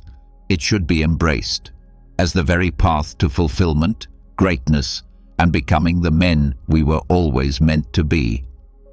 There's a tendency among many men today to run from failure. This has become a real challenge in our time. Most men would rather stay in their comfort zone than step into the discomfort required for growth. But remember, real growth often involves pain and is usually disguised behind what we perceive as failure. Think about the well-known story of the man who digs in search of diamonds. He has no idea how far beneath the surface those diamonds lie, but he keeps digging. At first, it's just more dirt. Every scoop feels like nothing's changing, but with persistence, after hours or even days, he eventually uncovers what he's been searching for. The same is true for us. Brothers, understand that failure is not the end. If you carry the mindset that failure is final, you can be certain you will never achieve anything meaningful. Anything worth having comes with a cost. Let's say you launch a business. In the early stages, you may run into what seems like countless failures, struggling to understand how the business works, learning to attract and retain customers. But if you stay in the game long enough and continue to rise from those temporary setbacks, growth becomes inevitable. It's the same when dealing with women. In the beginning, you might come off as awkward or unsure of yourself. You may not know how to carry a smooth interaction, but your success lies beyond those early uncomfortable moments. These are just small prices a man must pay. Strength demands payment, and the payment is often temporary defeat. Many of us were raised to feel ashamed of our mistakes, to fear failure, and to constantly search for someone to blame. It's not my fault, we say. That person is the reason. These are the thoughts of someone who is not willing to take ownership. I want you to remember this quote. Write it down if you must. A weak man is one who blames his failure on the strength of others. Be sure to follow us on TikTok at Daily Stoic, on YouTube, and on all our social platforms, Facebook, Instagram, Twitter. There is another challenge, chasing a mission but blindly following useless or harmful laws. It's easy to spot the difference between a coward and a man of true value. The coward always sides with the majority, even when what they say is obviously wrong. What's worse is that the coward expects men of high value to also submit to these shallow rules and toxic norms. But a man of substance doesn't just follow, he examines, reflects, and decides based on reason and his higher purpose. In today's world, we've been trained not to judge, not to question, and not to stand firm. This mindset is getting out of hand. At this point, many are simply puppets, lab rats of the system, obeying every new agenda and regulation without question. There's nothing wrong with obedience, but only when what you're obeying aligns with your purpose, your calling, and above all, with the law of God. There is no law above that divine standard. Ask yourself, are you easily intimidated? Do you try to please everyone just to avoid confrontation?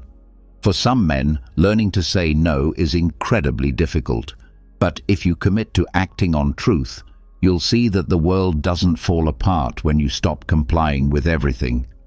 I've seen too many men live in fear within their own marriages, acting like their wives are tyrants, afraid to speak their minds or offer correction. That is a perfect example of unhealthy submission, one that strips away masculine strength and leadership. Now let's talk about body language. The concept of nonverbal communication is more important than you might think. This includes things like how you shake hands, your eye contact, the way you sit, how you walk, and how you move when engaging with others.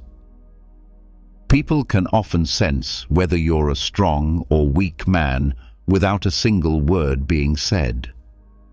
In a society that often pushes against traditional masculinity, it's more important than ever for men to be aware of how they carry themselves. Being intentional with your body means consciously projecting strength, confidence, and clarity. Stand tall, walk with purpose, make solid eye contact when speaking, be deliberate in your movements, and maintain a commanding presence. Your body speaks before your mouth does. It's your first impression, your silent introduction. It has a powerful impact on how people see you and how they treat you. When you present yourself as a man with confidence and strength through your body language, people are less likely to try to exploit or disrespect you. This is a vital skill for any man who wants to succeed in relationships, business, and life in general. Lastly, let's talk about waste, specifically wasting your most valuable years. We often stress on this channel the significance of your younger years, your 20s and into your 30s. These are your golden years, the prime time to build, to establish, and to grow. Think of a farmer planting seeds. He doesn't expect the fruit to grow the next day. In the same way, your 20s should be focused on sowing, emotionally, spiritually, physically, laying down the roots that will define your future. But here's the most important part.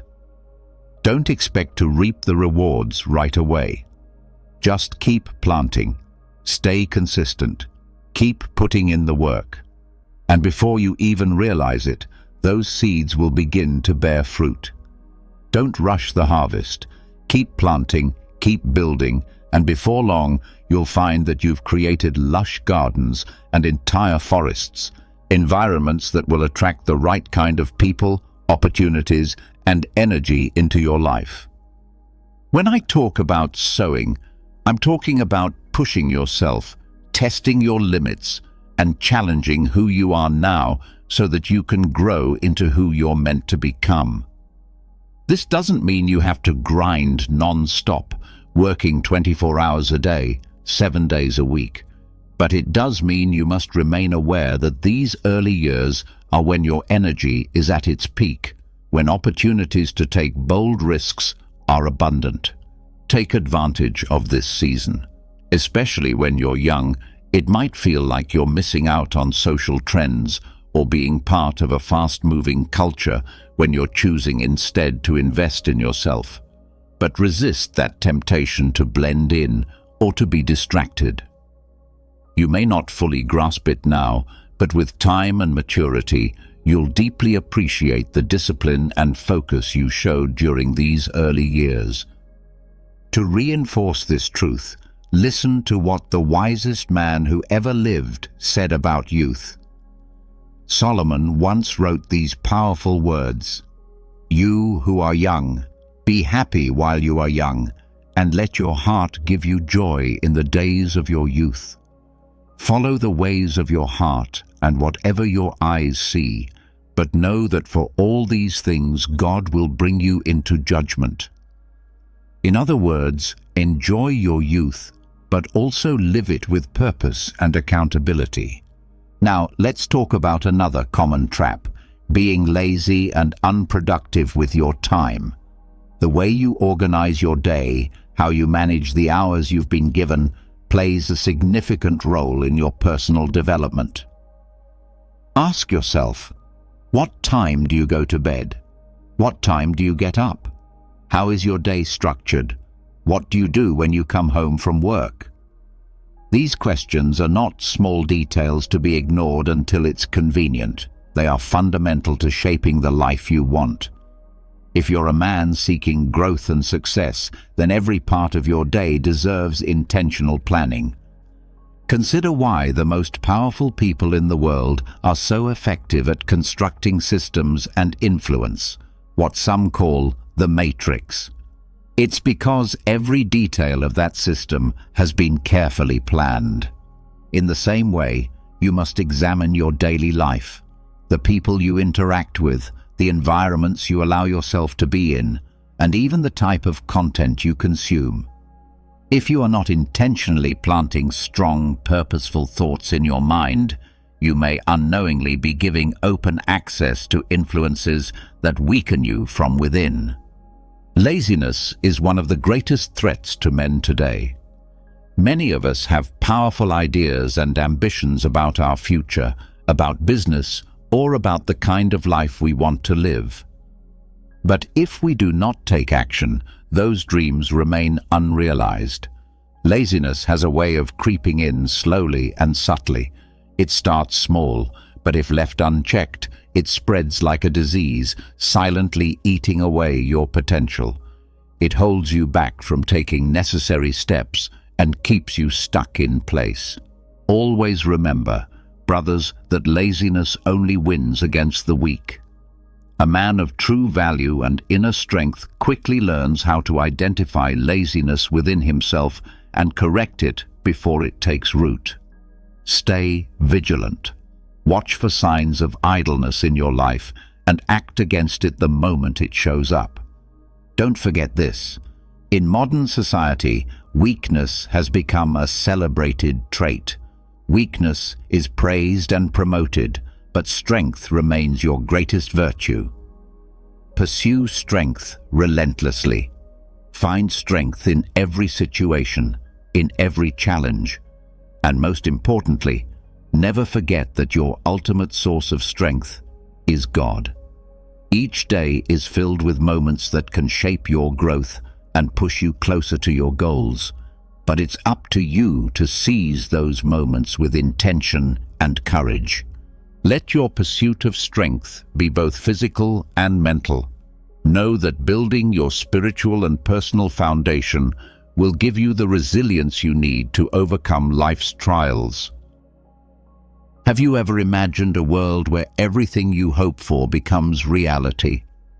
A place where your goals, your dreams, and your deepest aspirations don't just live in the realm of possibility, but become tangible, real experiences. If so, you're exactly where you need to be. Today, we're diving into a powerful secret that can help you make this vision your truth. It's not magic, and it's not a gimmick. It's a philosophy of life. That philosophy is Stoicism. Stoicism teaches us the profound value of directing our attention inward, toward our own actions, reactions, and mindset. It shows us that by mastering what happens within us, we can reshape our external world and bring about extraordinary change. In this video, we're going to take a closer look at 15 Stoic principles that can help you do just that. Each principle will be broken down thoroughly, accompanied by a meaningful quote from a Stoic philosopher that brings its deeper significance to life. So sit back, take a breath, and get ready to embark on a journey to the very core of Stoicism. Before we go any further, I would truly appreciate it if you could give this video a like. It helps the message reach more people who might benefit from it. And if you don't want to miss any of my future content, be sure to subscribe and activate the notification bell. Let's begin with the first key, ataraxia. Ataraxia represents inner peace, a state of serene calmness. The Stoics regarded it as one of the highest forms of happiness. The term, originally Greek, is often translated as tranquility or imperturbability. To the Stoics, true happiness could never be found in fleeting pleasures or in the approval of others. Instead, it lives in the quiet peace of a well-ordered mind. Ataraxia comes from accepting life as it is, without the constant need for things to be different than they are. It's the understanding that while we cannot control external events, we have absolute power over our interpretation and response to them.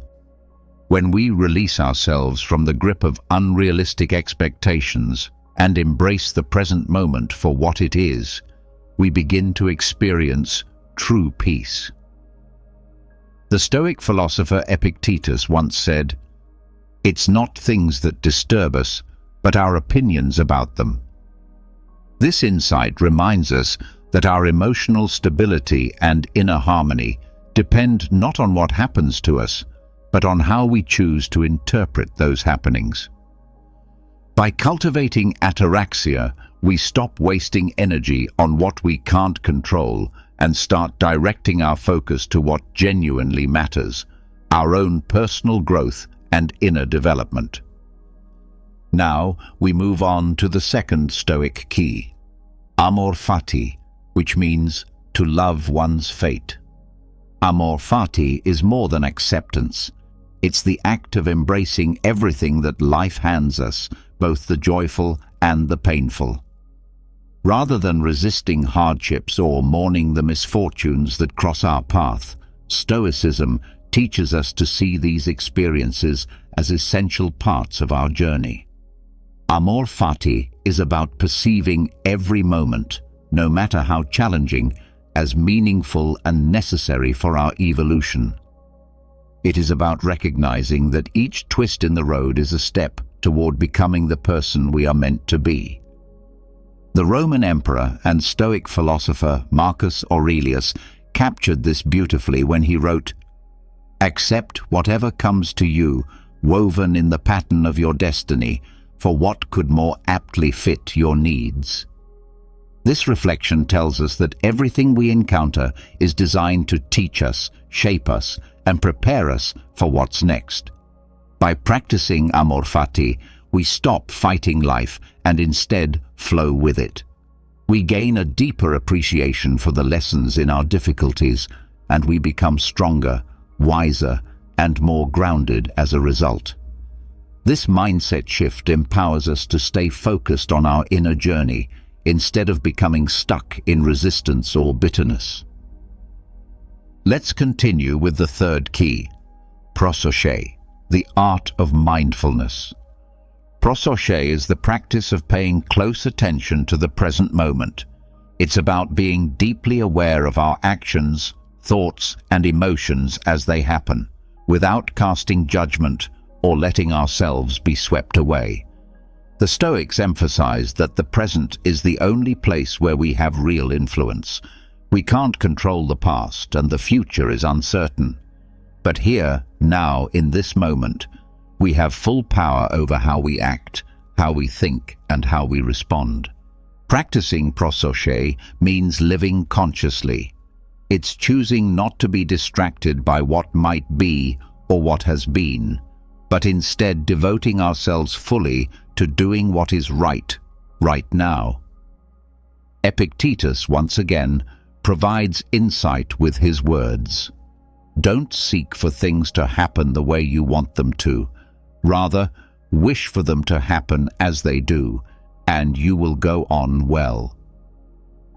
This is a gentle but firm reminder to release our grip on control and trust the flow of reality, focusing instead on how we engage with the world moment by moment.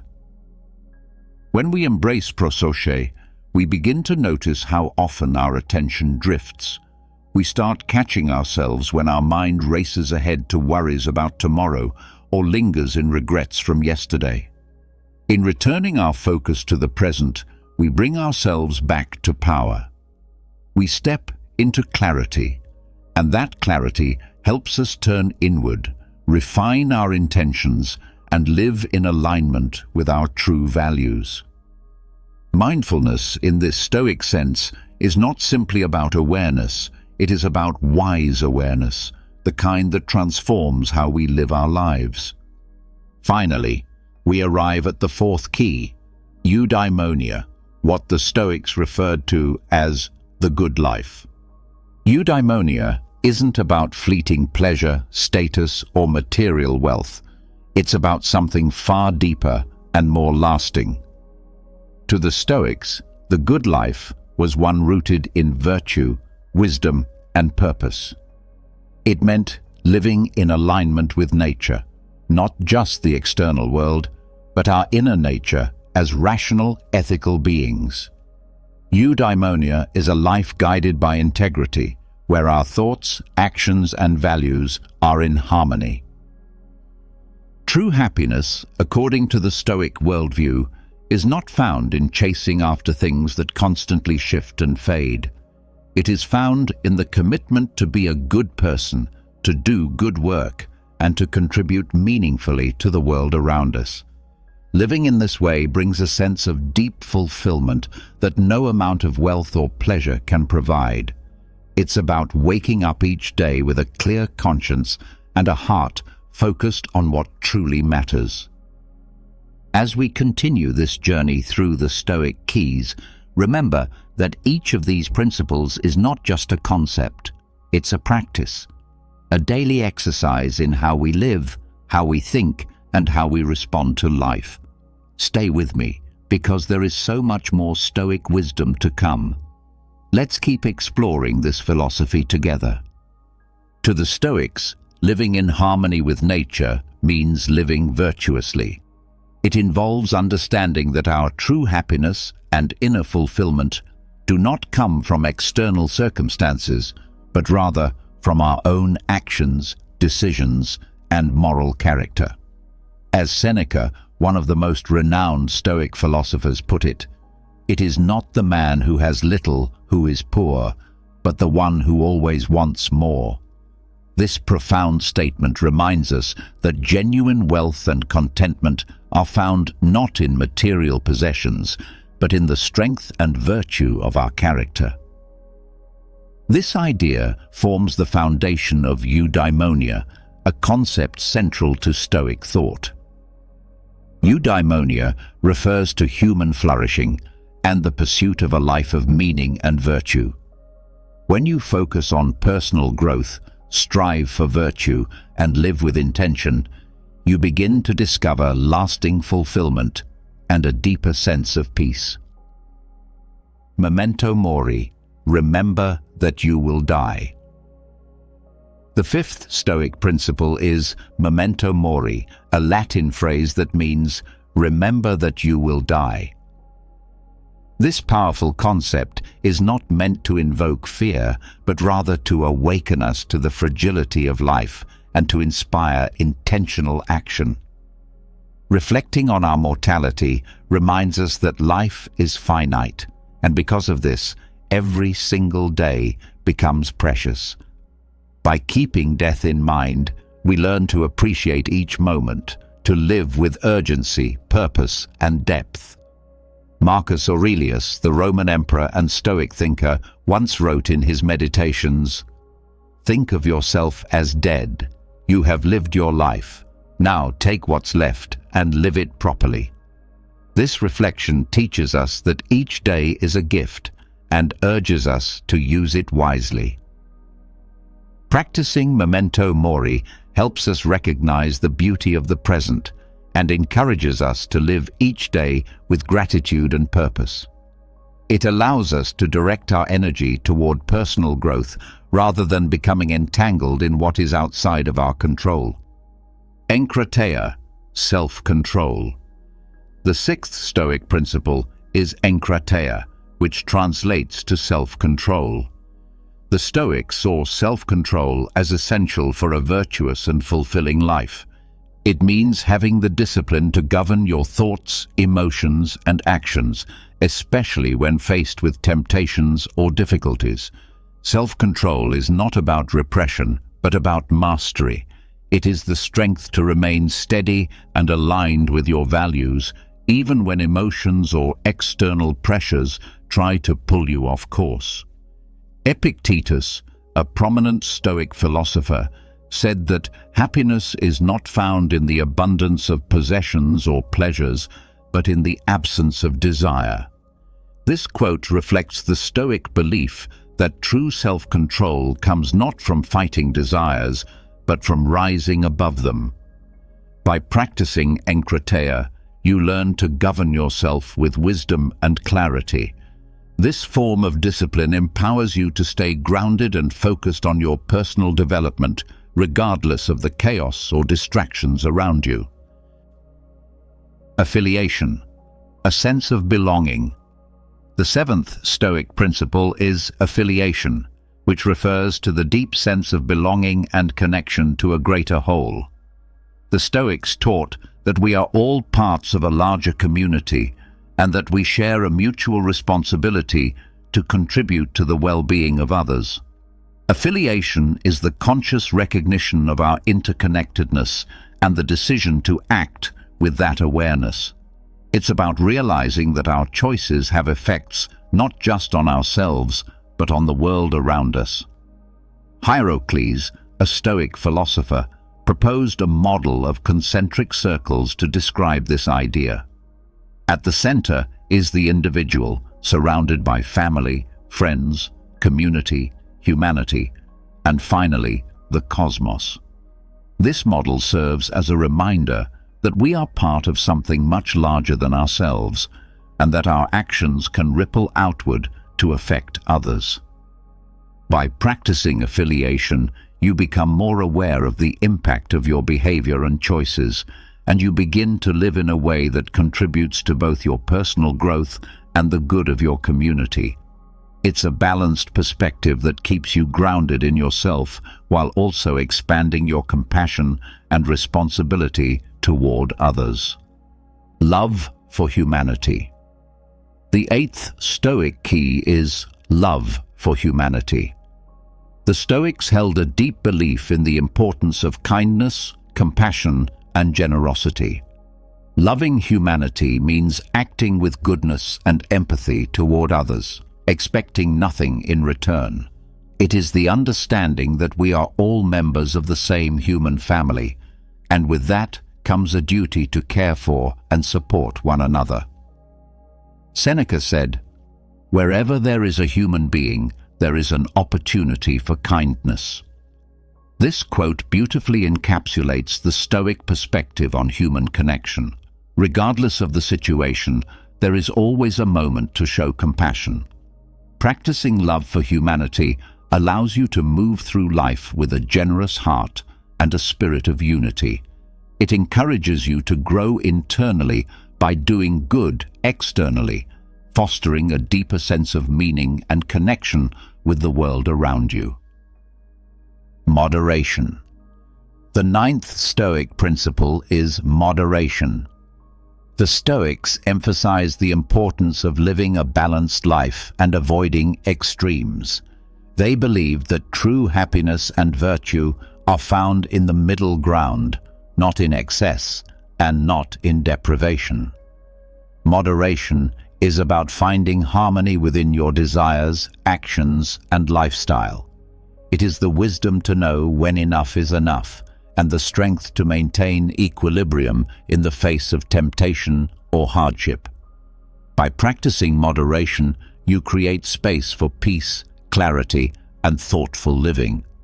You are no longer ruled by cravings or impulsive behaviors, but are instead guided by reason and virtue. This balanced approach helps you grow internally while maintaining a steady and focused life path. Moderation allows you to develop a life of stability, wisdom, and inner freedom, hallmarks of the Stoic way. Living a balanced life and avoiding excess is about striving for harmony in all areas of your life. It means recognizing that extremes, whether they come in the form of pleasures or hardships, can often lead to discontent and suffering. This understanding is a central theme in Stoic philosophy. Epictetus, one of the most notable Stoic philosophers, once said that wealth consists not in having great possessions, but in having few wants. This insight teaches us that genuine wealth and lasting happiness are not found in acquiring material things or indulging in pleasure, but in leading a life of moderation and balance. When you begin to live this way, you start to discover a sense of peace and fulfillment that comes from within, rather than from external circumstances. Practicing this mindset helps you stay centered and focused on personal growth, allowing you to develop into your best self without falling into the trap of overindulgence.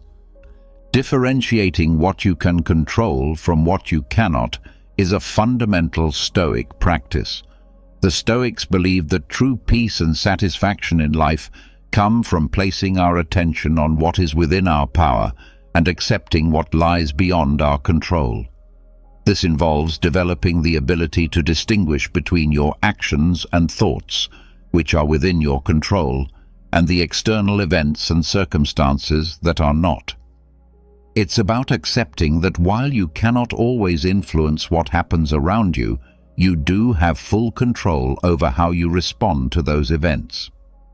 Epictetus emphasized this idea by saying, "It's not things that disturb us, but our opinions about things." This quote highlights the truth that our emotional state and inner peace are shaped not by external events themselves, but by how we interpret and react to them.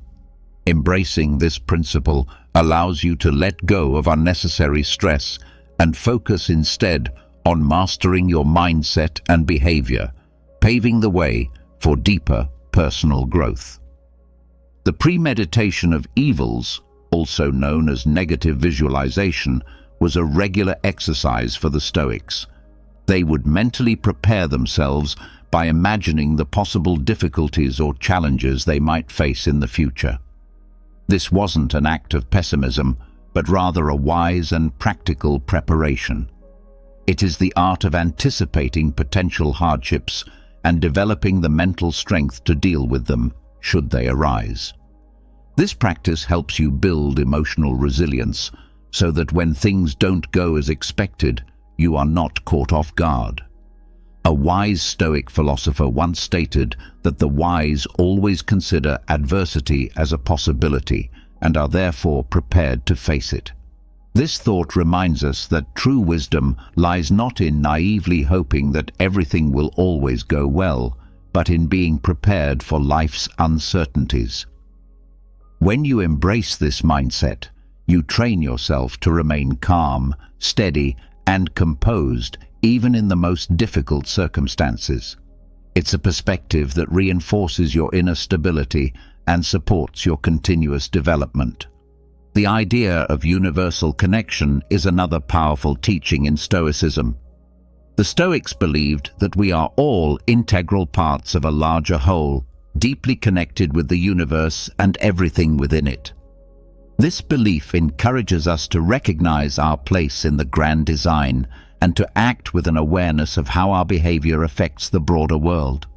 It's about understanding that every choice we make ripples outward and touches the lives of others and the balance of the universe itself.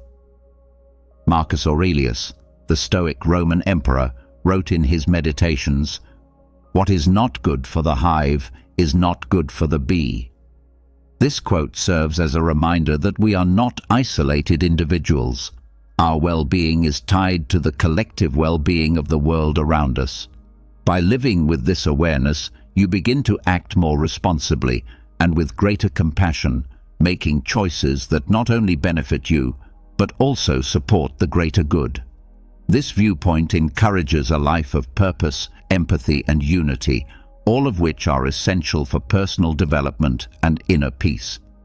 Arete, often translated as the excellence of character, is at the heart of Stoic philosophy.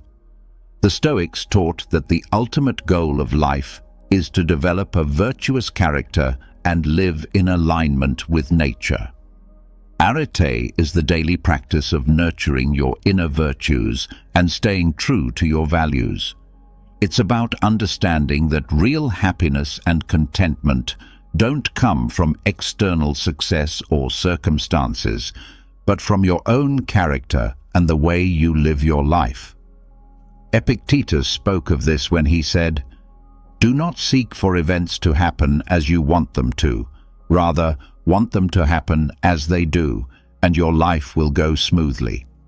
This wisdom reminds us that peace and happiness are not determined by the world around us, but by how we choose to respond to it. When you commit to practicing arete, you focus on becoming a person of integrity, wisdom, and virtue. It's a lifelong journey of self-discipline and inner growth, one that leads to true fulfillment. The principle of duty is a central tenet in Stoic thought. The Stoics believed that each person has a moral responsibility, not only to themselves, but also to others. Living by this principle means honoring your roles and responsibilities, not out of fear or obligation, but because it is the right and virtuous thing to do.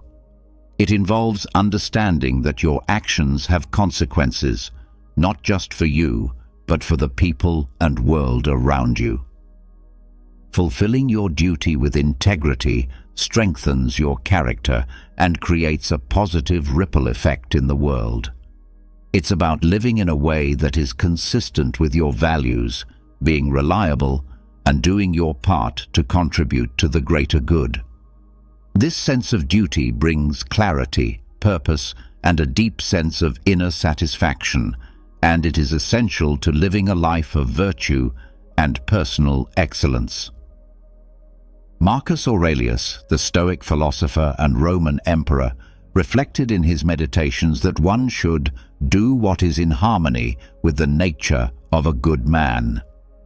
This quote serves as a powerful reminder that our responsibility is to behave in ways that reflect the virtues and nature of a morally upright person.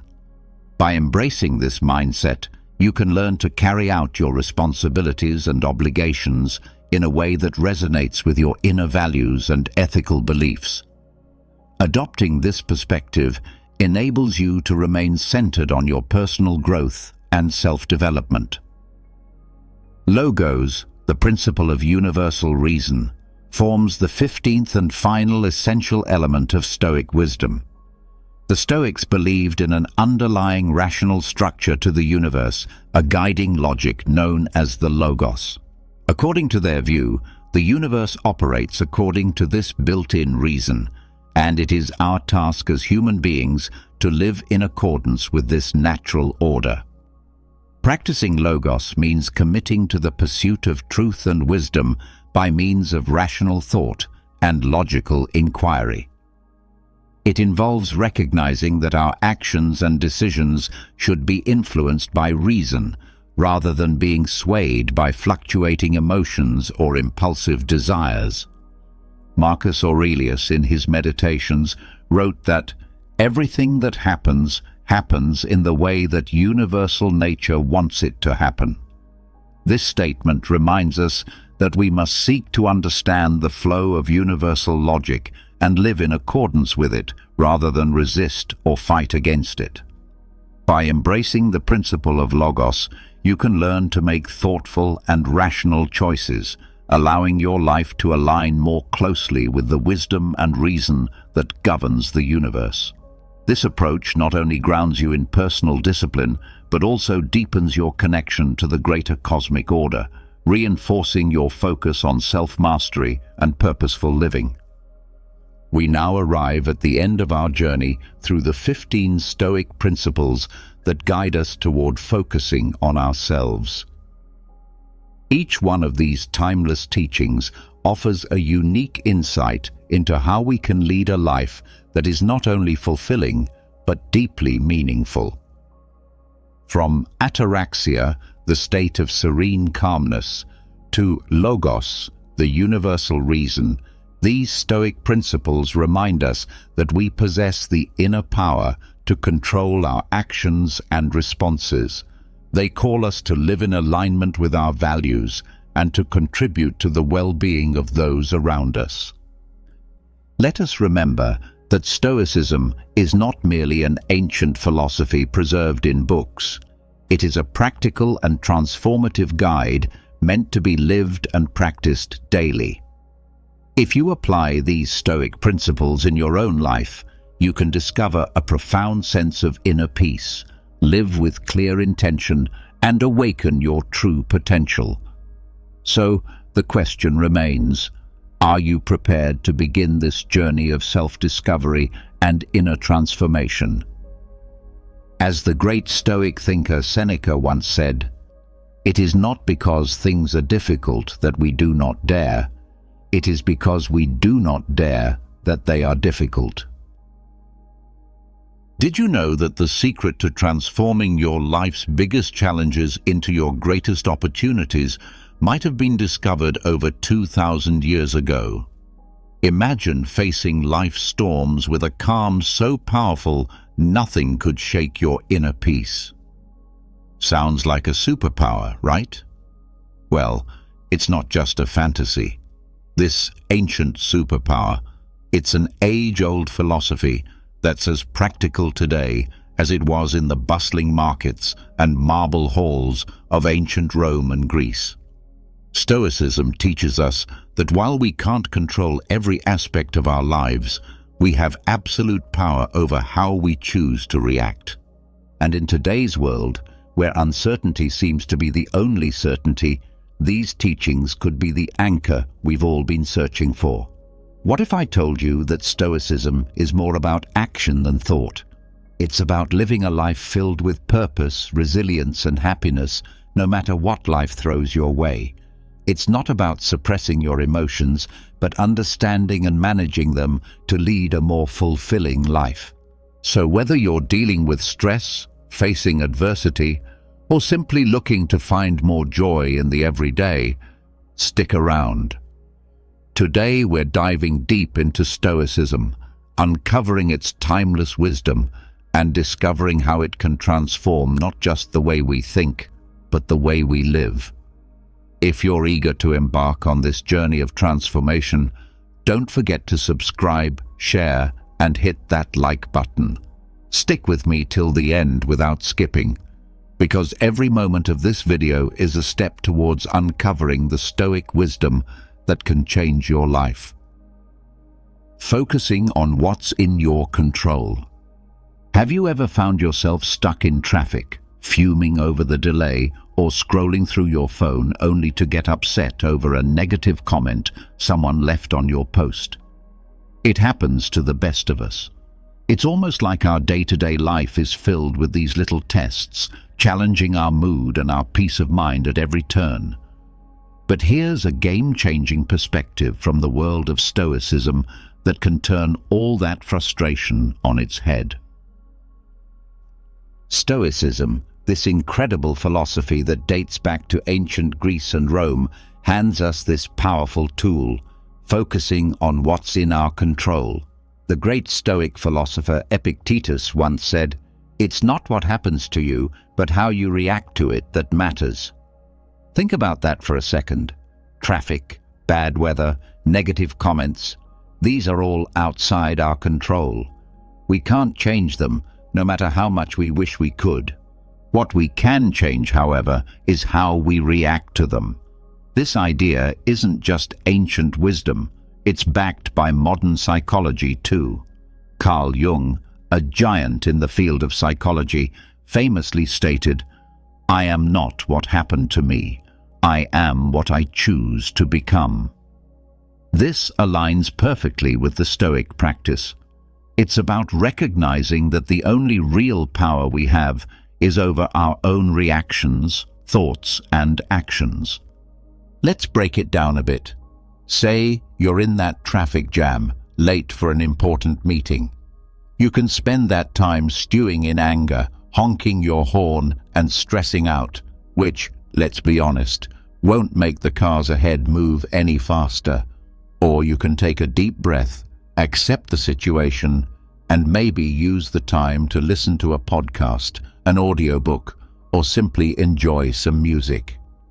The traffic hasn't changed, but your response to it has. And with that shift, your stress levels drop, and your day looks a bit brighter. This Stoic principle of focusing on what you can control extends far beyond just dealing with traffic or weather. It applies to our personal goals, our reactions to others, and our approach to obstacles in life.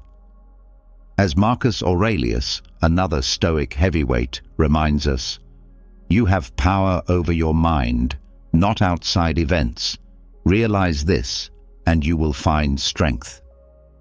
So next time you find yourself getting worked up over something outside your control, remember these wise words from our Stoic friends. Ask yourself, is this within my control? If it's not, let it go. Focus on your reaction, your mindset, and your actions. This simple shift can have a profound impact on your stress levels and overall happiness. It's not always easy, but it's worth practicing every day. Remember, it's about progress, not perfection. And as we learn to focus more on what's in our control, we'll find ourselves not just surviving life's challenges, but thriving in spite of them. Stoicism teaches us the art of embracing obstacles as opportunities. It sounds counterintuitive, right? Most of us are programmed to view obstacles as just that, barriers to our success and happiness. But Stoics like Marcus Aurelius, Seneca, and Epictetus flip this narrative on its head. Embracing obstacles as opportunities. They tell us when life throws you a curveball, instead of asking, "Why me?" ask, "What can I learn?" This is a game changer. Marcus Aurelius, the Roman emperor and a Stoic philosopher, penned in his personal writings, "The impediment to action advances action. What stands in the way becomes the way." What he means here is that every obstacle, no matter how daunting, not only tests our resilience, but also teaches us valuable lessons. It's about finding the silver lining in tough situations and using it to fuel our growth. This perspective isn't just ancient philosophy. It's backed by modern thinkers too. The famous psychologist Carl Jung said, "What you resist persists." By fighting against obstacles, we give them more power over us, but by accepting and learning from them, we can overcome them. This Stoic mindset is about transforming challenges into stepping stones towards becoming stronger and wiser. Let's make it practical. Say you're facing rejection from job applications. It's easy to fall into a spiral of self-pity and doubt, but what if you viewed each rejection as feedback? Maybe there's a skill you need to improve or a new strategy for your job search. That shift in perspective can turn a series of rejections into a path for professional development. Another example is personal conflicts. They're uncomfortable and stressful, but they also offer a chance to practice patience, empathy, and communication skills. Every disagreement is an opportunity to understand different viewpoints and to refine our conflict resolution abilities. The essence of embracing obstacles as opportunities lies in asking ourselves, what can this situation teach me? Instead of being passive victims of circumstance, we become active learners and problem solvers. This doesn't mean that facing obstacles becomes easy, but it does mean that we approach them with a mindset geared towards growth and learning. Epictetus once said, "It's not what happens to you, but how you react to it that matters." This is the heart of Stoicism. It's about seeing beyond the immediate pain or frustration of an obstacle and finding the lessons and opportunities it presents. So when you're faced with a challenge, big or small, try to pause and reframe it. Ask yourself what you can learn from the situation and how it can make you stronger and wiser. Remember, obstacles aren't just hurdles to overcome, they're opportunities to grow. By adopting this Stoic mindset, we can navigate life's ups and downs with more grace, resilience, and wisdom. It's something we hear about all the time, right? Live in the now. But what does that really mean? And why is it so important? Living in the present moment is about fully embracing and experiencing where you are at this very second, not letting your mind wander off to the worries of tomorrow or the regrets of yesterday. It's about realizing that life, with all its beauty, challenges, and surprises, happens in the now. This concept isn't new. It's been a cornerstone of Stoic philosophy, echoed by great minds like Marcus Aurelius, Seneca, and Epictetus. And it's been reiterated by modern psychologists and thinkers. Let's start with the Stoics. Marcus Aurelius once said, "Do not dwell in the past. Do not dream of the future." Living in the present moment. Concentrate the mind on the present moment. He understood that the power of living in the present lies in its ability to ground us, to clear our minds of distractions, and to allow us to appreciate the richness of life as it unfolds. But why is it so hard to stay present? Our minds are often cluttered with thoughts, worries about what's next, or replaying things that have already happened. This constant mental noise pulls us away from the beauty and potential of the here and now. As the famous psychologist Carl Jung put it, the least of things with a meaning is worth more in life than the greatest of things without it. Living in the present moment gives meaning to the small, everyday experiences, enriching our lives beyond measure. Aristotle talked about the importance of being mindful of the present to achieve eudaimonia, a state of being happy, healthy, and prosperous. He believed that by focusing on the here and now, we could live a virtuous life, making the most of our human experience. So how can we practice living in the present? It starts with mindfulness, the art of paying attention to the present moment without judgment. When you eat, savor each bite. When you walk, notice the feeling of the ground under your feet. Listen actively when someone is speaking to you instead of planning what you're going to say next. These simple acts of mindfulness bring us back to the present, making our lives richer and more meaningful. Seneca offered this wisdom: true happiness is to enjoy the present without anxious dependence upon the future. He understood that anxiety about what's to come or what has been only serves to diminish our happiness in the now. Living in the present isn't about ignoring the future or forgetting the past.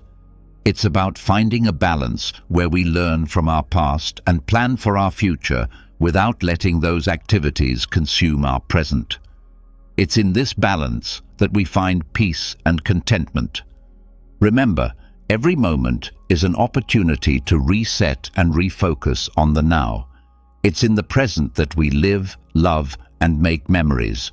So let's make a conscious effort to be more present in our lives. Let's cherish the now, for this moment right here is where life truly happens.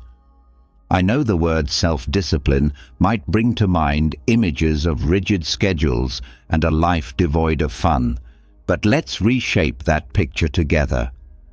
Self-discipline is not about restricting your life. It's about empowering yourself to make choices that align with your deepest values and long-term aspirations. It's choosing what's right for you, not what's easy in the moment.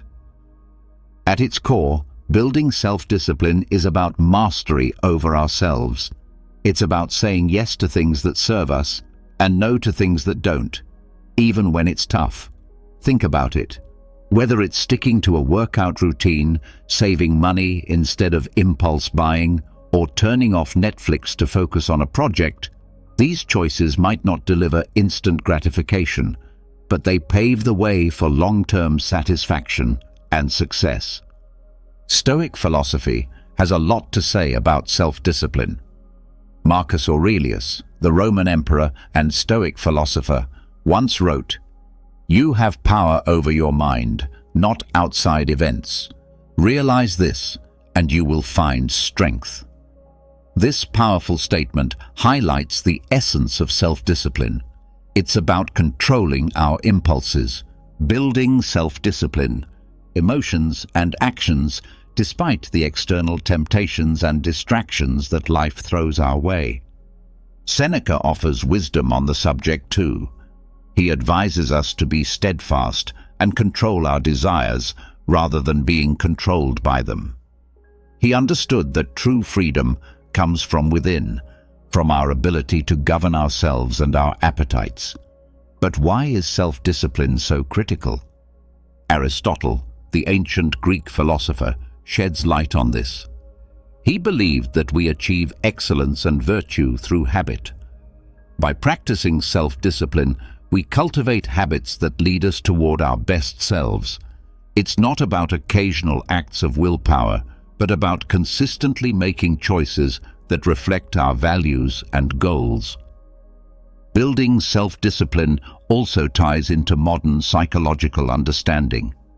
Carl Jung, a pioneer in psychology, emphasized the importance of integrating all aspects of our personality to live fully. This integration requires self-discipline, as we must navigate the desires of different parts of our psyche, choosing paths that contribute to our overall well-being and growth. So how can we build self-discipline in our daily lives? Start small. Pick one area you want to improve, whether it's your diet, exercise routine, or spending habits. Set clear, achievable goals and take it one day at a time. Remember, every time you make a choice that aligns with your goals, you're building the muscle of self-discipline. Epictetus reminds us, no great thing is created suddenly. Self-discipline is built through small, consistent actions. It's about progress, not perfection. Every day presents new opportunities to practice self-discipline, to choose actions that move us closer to who we want to be. Building self-discipline is a journey. It's about finding balance between what we want now and what we want most. It's about making choices that might be hard in the moment, but will bring us closer to our goals, happiness, and peace in the long run. So let's commit to this journey together, supporting one another in choosing what's right, not what's easy. Remember, in the realm of self-discipline lies the path to achieving our dreams and living a life we truly love. When life throws its curveballs, we all experience a whirlwind of emotions. Feeling angry, sad, or frustrated is a natural part of being human. But here's the kicker. It's not just about the emotions we feel, it's about how we handle them. That's where the magic of emotional resilience comes in. Emotional resilience is like this superpower that allows us to navigate through life's storms with grace and come out stronger on the other side. It's about acknowledging our emotions, understanding them, and then taking positive steps to move forward rather than being swept away by the tide of our feelings. The Stoics had a lot to say about this. Marcus Aurelius, for example, reminds us, "You have power over your mind, not outside events. Realize this, and you will find strength." This profound insight touches the essence of emotional resilience. It's about recognizing that while we might not have control over what happens to us, we have control over how we respond. Developing emotional resilience. Our emotions don't have to control our actions. Seneca offers wisdom on facing adversity without losing our composure. He teaches that life's hardships are tests of our character and resilience. By facing our feelings with understanding and patience, we can grow wiser and more robust. But how do we develop this emotional resilience? It starts with self-awareness. Being mindful of our emotions and reactions helps us understand ourselves better. It's okay to feel what we're feeling, but instead of reacting impulsively, we can choose to respond in a way that aligns with our values and long-term well-being. Aristotle spoke about the golden mean, finding the balance between excess and deficiency. This concept applies beautifully to emotional resilience. It's about finding a balanced response to our emotions, not suppressing them or letting them overpower us.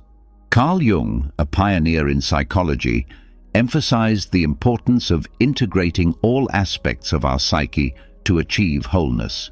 Part of this process involves confronting our emotions, understanding them, and learning from them. This is at the heart of developing emotional resilience. So what can you do when you're in the grip of strong emotions? First, give yourself permission to feel. Acknowledge your emotions without judgment.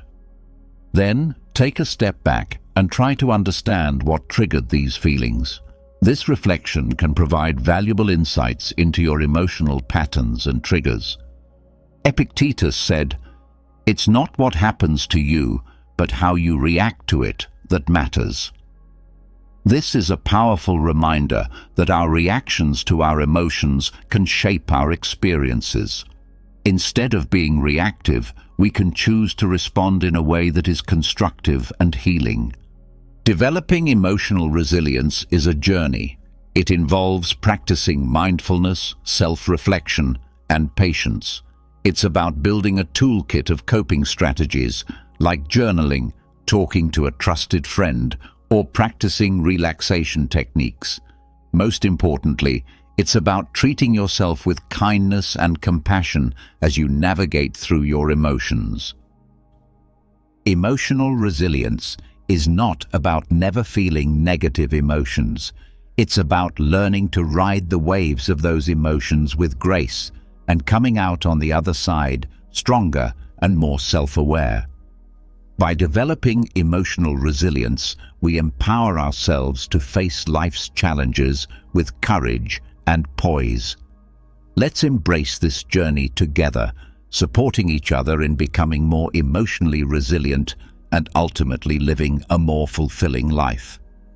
The Stoics, including great minds like Marcus Aurelius, Seneca, and Epictetus, used this concept not to create fear, but to inspire a deeper appreciation for every moment. They believed that by keeping the inevitability of death in mind, we would live more fully, consciously, and with gratitude for the present. Marcus Aurelius, in his Meditations, often reflected on the transience of life, encouraging us to live in a way that's true to our values and to make the most of the time we're given. You could leave life right now. Let that determine what you do and say and think, he wrote. This isn't about being morose. It's a call to action, a reminder to focus on what truly matters. Memento mori, remember you will die. To let go of petty concerns and to live with purpose and integrity. Seneca too spoke about the shortness of life, urging us not to waste time on trivialities, but to focus on creating a meaningful existence. He believed that being mindful of death encourages us to live more wisely and to cherish our relationships and experiences. Epictetus emphasized the importance of focusing on the present and making the best use of our time.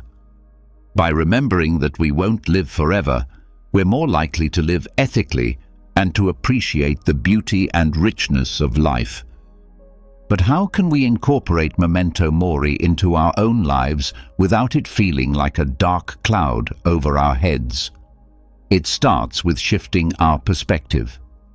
Instead of seeing the awareness of death as something fearful, we can view it as a powerful motivator to live our lives to the fullest. It's about embracing the present, not postponing our dreams or happiness for some undefined future that's not guaranteed. Think about the things you've been putting off. Maybe it's pursuing a passion, reconnecting with loved ones, or simply taking time to appreciate the small joys of everyday life. Memento mori reminds us not to take our time for granted. It encourages us to live more authentically, to say what we mean, to love openly, and to be present in our lives. This concept also teaches us to appreciate the impermanence of life, which in turn deepens our gratitude for the moments we have. When we remember that our time is limited, we're more likely to cherish our experiences, to live more mindfully, and to express our gratitude for the people and moments that enrich our lives. So let's use memento mori not as a source of fear, but as a catalyst for growth, gratitude, and a deeper appreciation of life. Let it remind us to make choices that align with our deepest values, to cherish our relationships, and to savor the beauty of the present moment. Remembering that we will die one day encourages us to live more fully today. In embracing memento mori, we find a powerful reminder to live not in fear of death, but in celebration of life. Let's make every moment count, not because we're afraid of its end, but because we're in love with life itself. Let's live in a way that when our time does come, we can look back with no regrets, knowing we lived fully, loved deeply, and appreciated the incredible journey that life is. It's fascinating how such a simple concept can have a profound impact on our lives. It's about shifting our focus to what we have rather than dwelling on what we're missing. This practice can be a real game changer, especially on those days that feel like an uphill battle. The Stoics, wise as they were, had a lot to say about gratitude. They believed that happiness doesn't come from having more, but from appreciating what we already have. Marcus Aurelius often wrote about the importance of focusing on the present and finding joy in the simple things. He said, "When you arise in the morning, think of what a precious privilege it is to be alive, to breathe, to think, to enjoy, to love." This is gratitude in its purest form, recognizing the value of life itself and the many gifts it offers us each day. Practicing gratitude. Seneca talked about how our desires can lead us astray, always chasing after more and never finding true satisfaction. He suggested that by focusing on what we have and understanding that the best things in life are already within our grasp, we can find real contentment.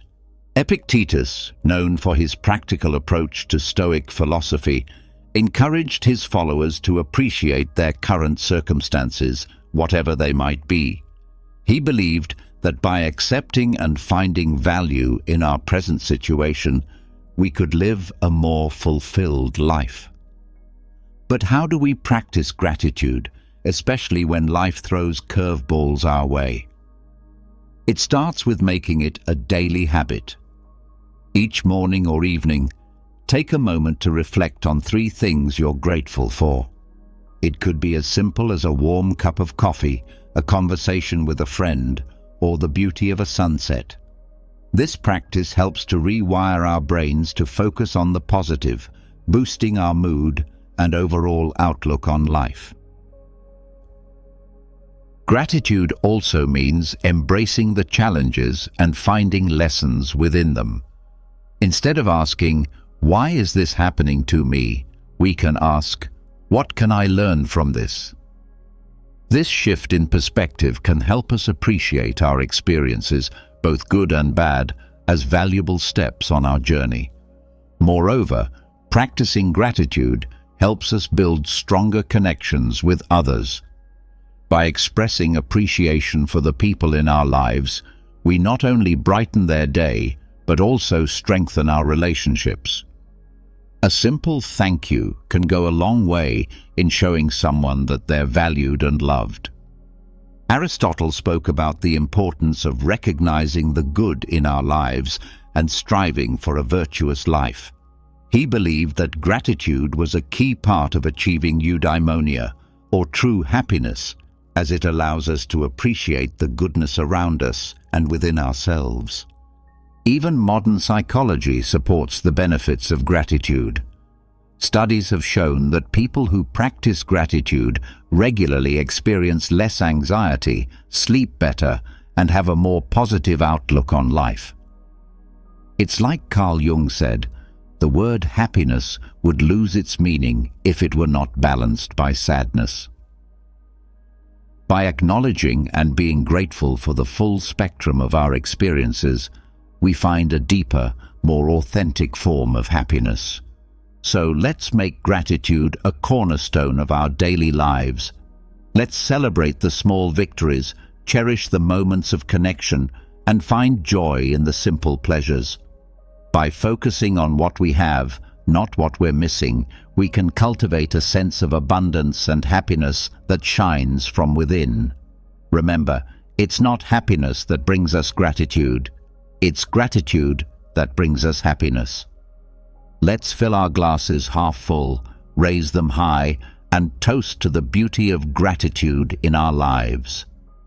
Cheers to finding the silver lining, even on the cloudiest of days. The Stoics had a profound understanding of personal excellence.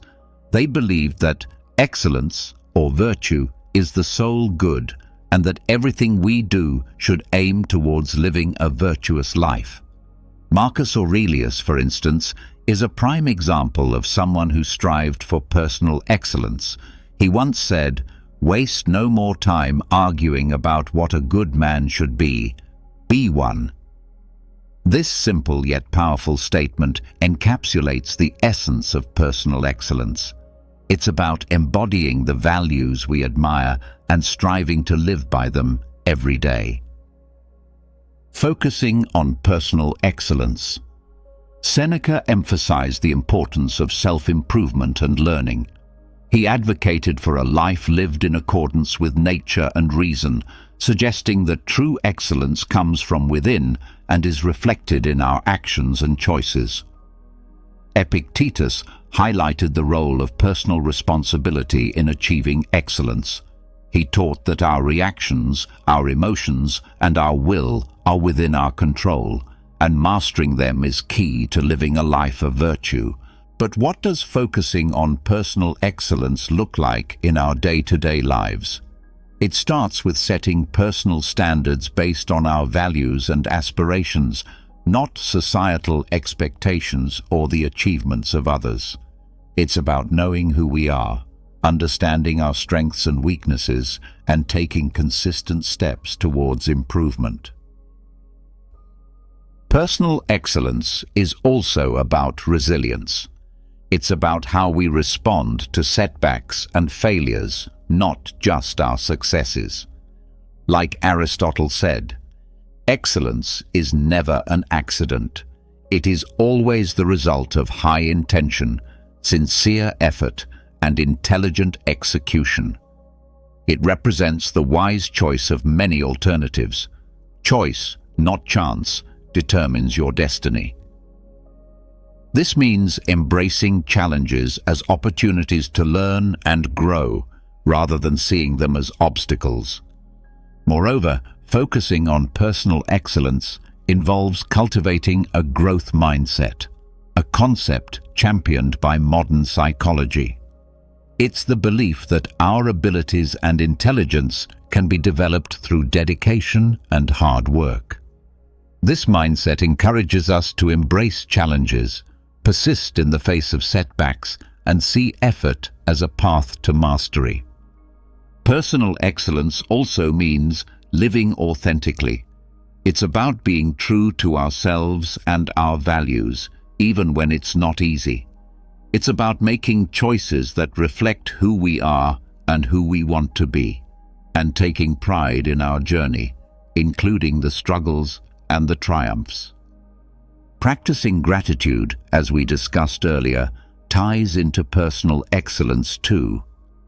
By appreciating what we have and where we are on our journey, we foster a positive outlook that supports our growth and well-being. So let's commit to focusing on personal excellence. Let's set our own standards, embrace our unique paths, and take pride in our progress. Remember, it's not about being perfect. It's about being proud of who we are and how we live. It's about celebrating our efforts, learning from our experiences, and always striving to be the best versions of ourselves.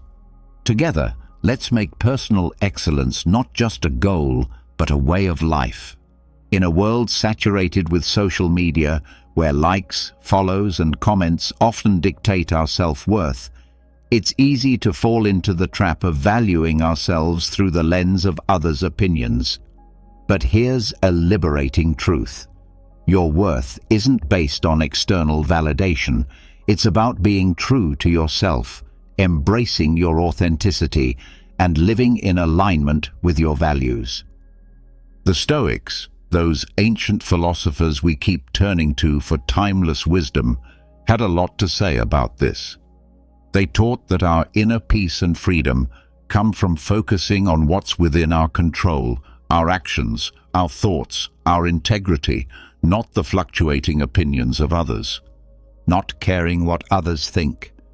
Marcus Aurelius wisely stated, "I have often wondered how it is that every man loves himself more than all the rest of men, but yet sets less value on his own opinion of himself than on the opinions of others." This striking observation highlights the paradox many of us live with, valuing others' judgments over our own self-assessment. Seneca echoed this sentiment by emphasizing the importance of living a life true to oneself, not one shaped by the expectations or approval of others. He believed that true contentment comes from within, from living a life that's congruent with our principles and values. Epictetus taught that worrying about others' opinions is outside our control and therefore not worth our energy. He encouraged focusing instead on our own actions and on living virtuously, as that's where our true power lies. So how can we start caring less about what others think and more about being true to ourselves? First, it's about understanding that you are the author of your life story. You have the power to define your worth, not society, not your social media followers, nor the people around you. It's about grounding your self-esteem in who you are, the values you stand for, the kindness you spread, and the effort you put into being your best self. Second, practice self-reflection. Ask yourself, whose life am I living? Am I making choices based on my desires, or am I trying to fit into someone else's mold? Reflecting on these questions can help realign your actions with your true self. Third, embrace vulnerability. Being true to yourself means being open about your flaws and all, understanding that perfection is an illusion. It's okay to be a work in progress, making mistakes and learning from them.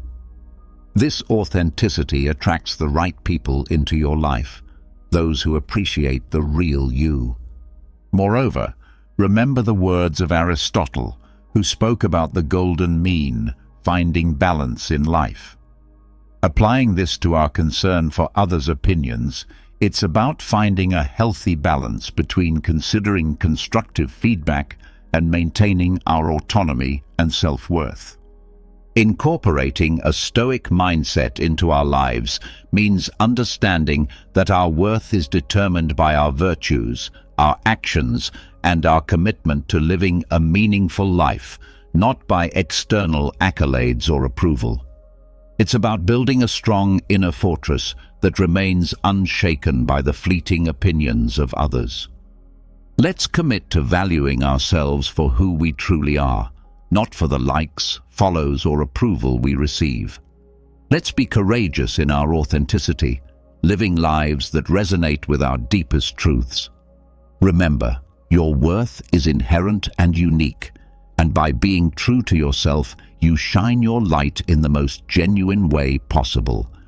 Let's not just navigate life, but thrive in it, with the confidence that comes from knowing we are living authentically, aligned with our values and true to ourselves. Here's the thing. Accepting change is not just necessary, it's vital for our growth and happiness. The reality is, the only constant in life is change. Learning to go with the flow and embrace life's inevitable shifts makes navigating through them less scary and more of an adventure.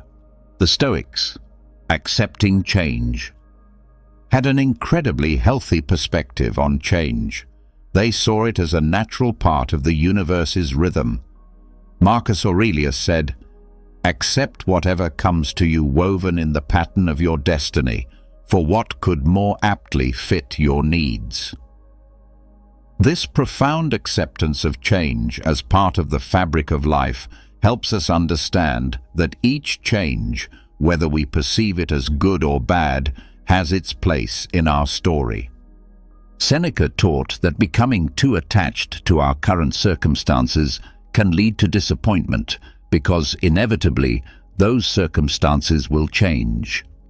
He advised us to be flexible and to understand that change is not just a part of life, but a necessary component of our personal development and happiness. Epictetus encouraged us to distinguish between what we can control and what we can't. He pointed out that while we can't control external events, we can control our attitudes towards them. This mindset is incredibly empowering when it comes to dealing with change. It's about focusing on our responses, finding the opportunities for growth within the change, and moving forward with resilience. But how can we become more accepting of change? First, by acknowledging that change is inevitable. It's the natural order of things. Everything around us is in a constant state of flux. Seasons change, people come and go, and our very cells are renewing themselves as we speak. Embracing change means embracing life itself. Second, by practicing mindfulness. Being present in the moment allows us to appreciate our current experiences without clinging to them. This awareness creates a space for acceptance when those experiences inevitably evolve or come to an end. Third, by seeking the lessons in change. Every shift in our lives, no matter how challenging, comes with opportunities to learn and grow. Instead of asking, "Why is this happening to me?" we can ask, "What can I learn from this?" This shift in perspective can turn the challenges of change into stepping stones for personal development. Aristotle spoke about the importance of pursuing a virtuous life as the key to happiness. Part of virtue is adaptability, the ability to navigate life's changes with grace and wisdom. It's about finding balance and harmony within the flux of life. Modern psychology supports this Stoic approach to change.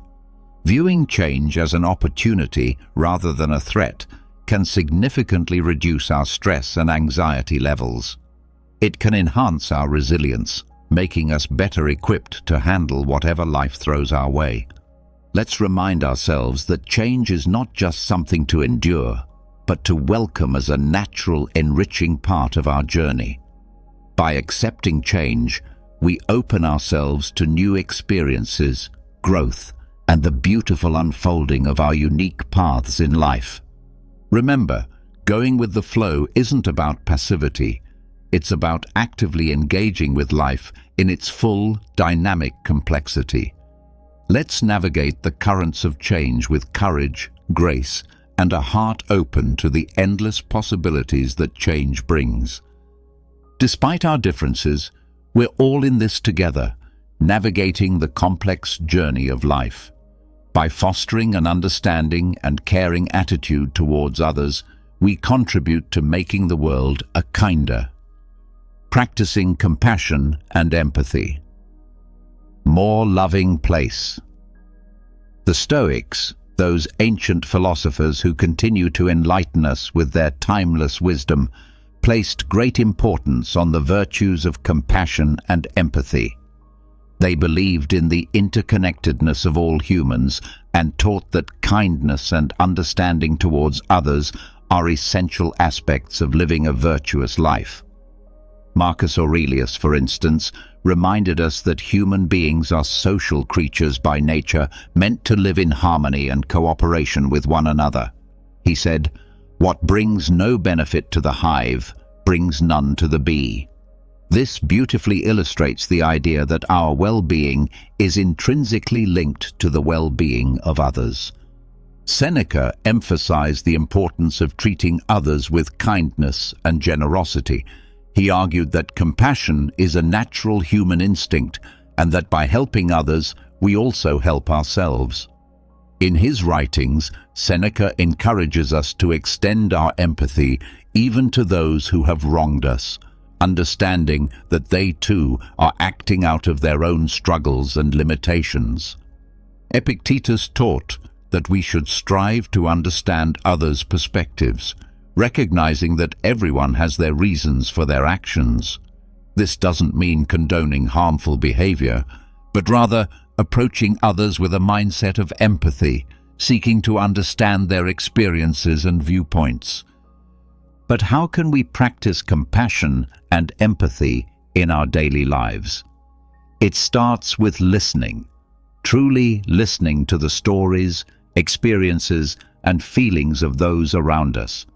It's about putting ourselves in their shoes, imagining their struggles, their joys, their fears, and their hopes. This act of understanding can bridge the gap between us, fostering a sense of connection and shared humanity. Another way to cultivate compassion and empathy is through acts of kindness, no matter how small. A smile, a kind word, a listening ear. These can all make a significant difference in someone's day. By being present and attentive to others, we signal that they matter, that their feelings and experiences are valid and important. Practicing compassion and empathy also means being there for others in times of need, offering support and understanding without judgment. It's about recognizing the value and dignity of every person, regardless of our differences. The ancient philosopher Aristotle spoke about the importance of friendship and the role of empathy in building strong, meaningful relationships.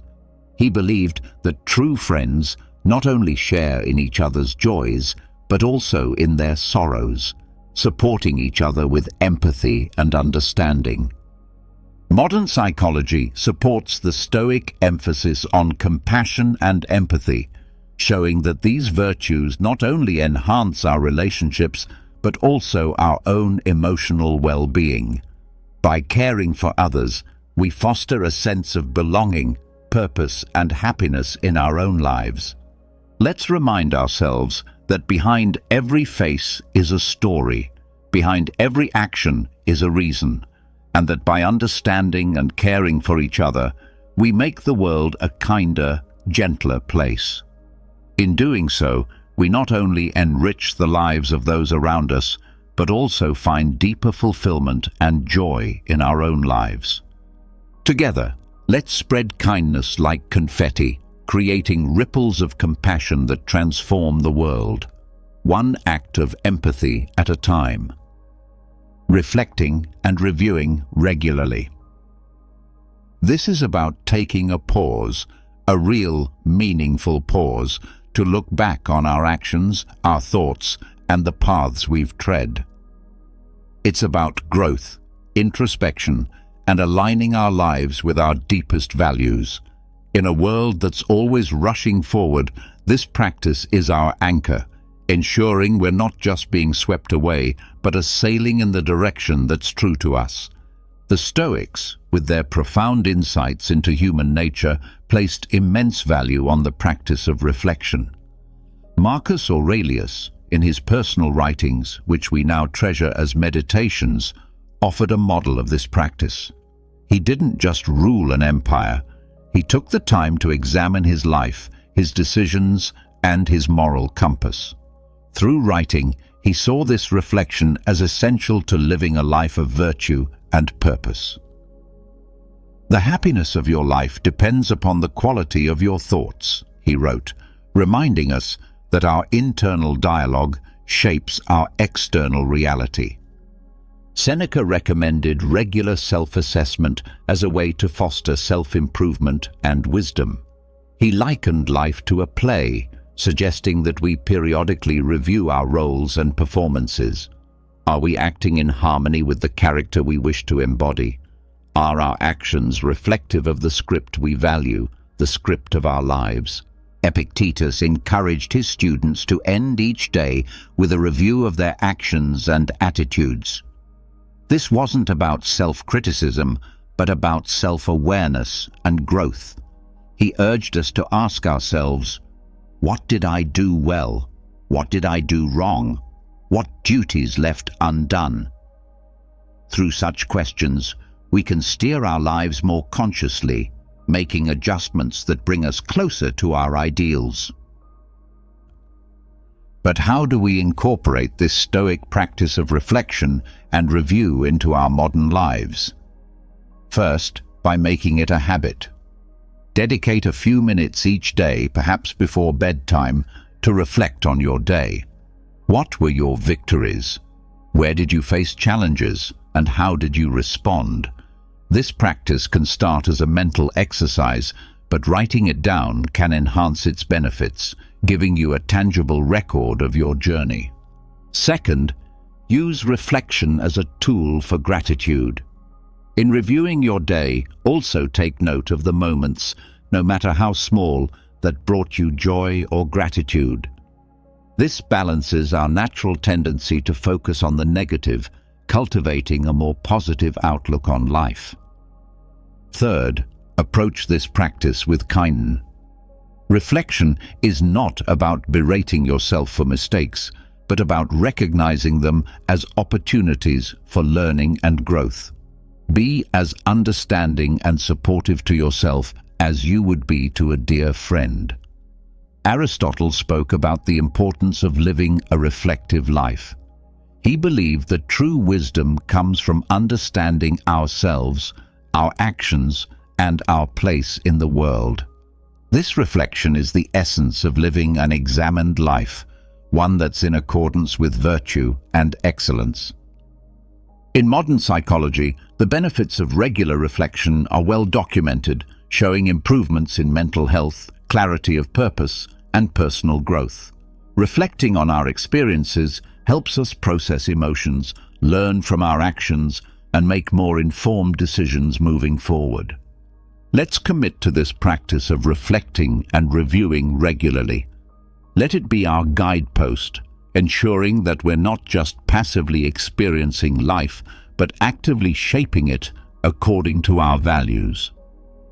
By taking the time to look back, we gain the insight needed to move forward more aligned, more aware, and more in tune with the essence of who we are and who we aspire to be.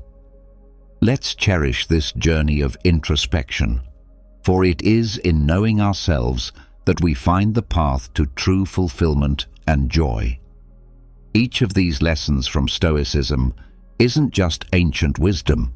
They're life hacks that can help us deal with stress, make better decisions, and find peace in chaos. Remember, it's not the challenges along the way that define us, but the strength we find in facing them, the wisdom we gather, and the compassion we share. Each step, each reflection, each act of kindness is a brushstroke in the masterpiece that is your life. So let's not just exist, let's live vibrantly, purposefully, authentically. As we part ways today, I encourage you not to let the inspiration end here. On the screen, you'll find a playlist that's a treasure trove of wisdom, stories, and strategies to help you navigate life's twists and turns with grace and resilience. Click on it, dive deeper, and continue to sculpt the most authentic version of yourself. Together, let's keep growing, keep reflecting, and keep embracing the beautiful complexity of life. Thank you for sharing this time with me. Until we meet again, remember to live not just for the applause, but for the cause of being your most genuine self. Take care and see you on the next step of our journey.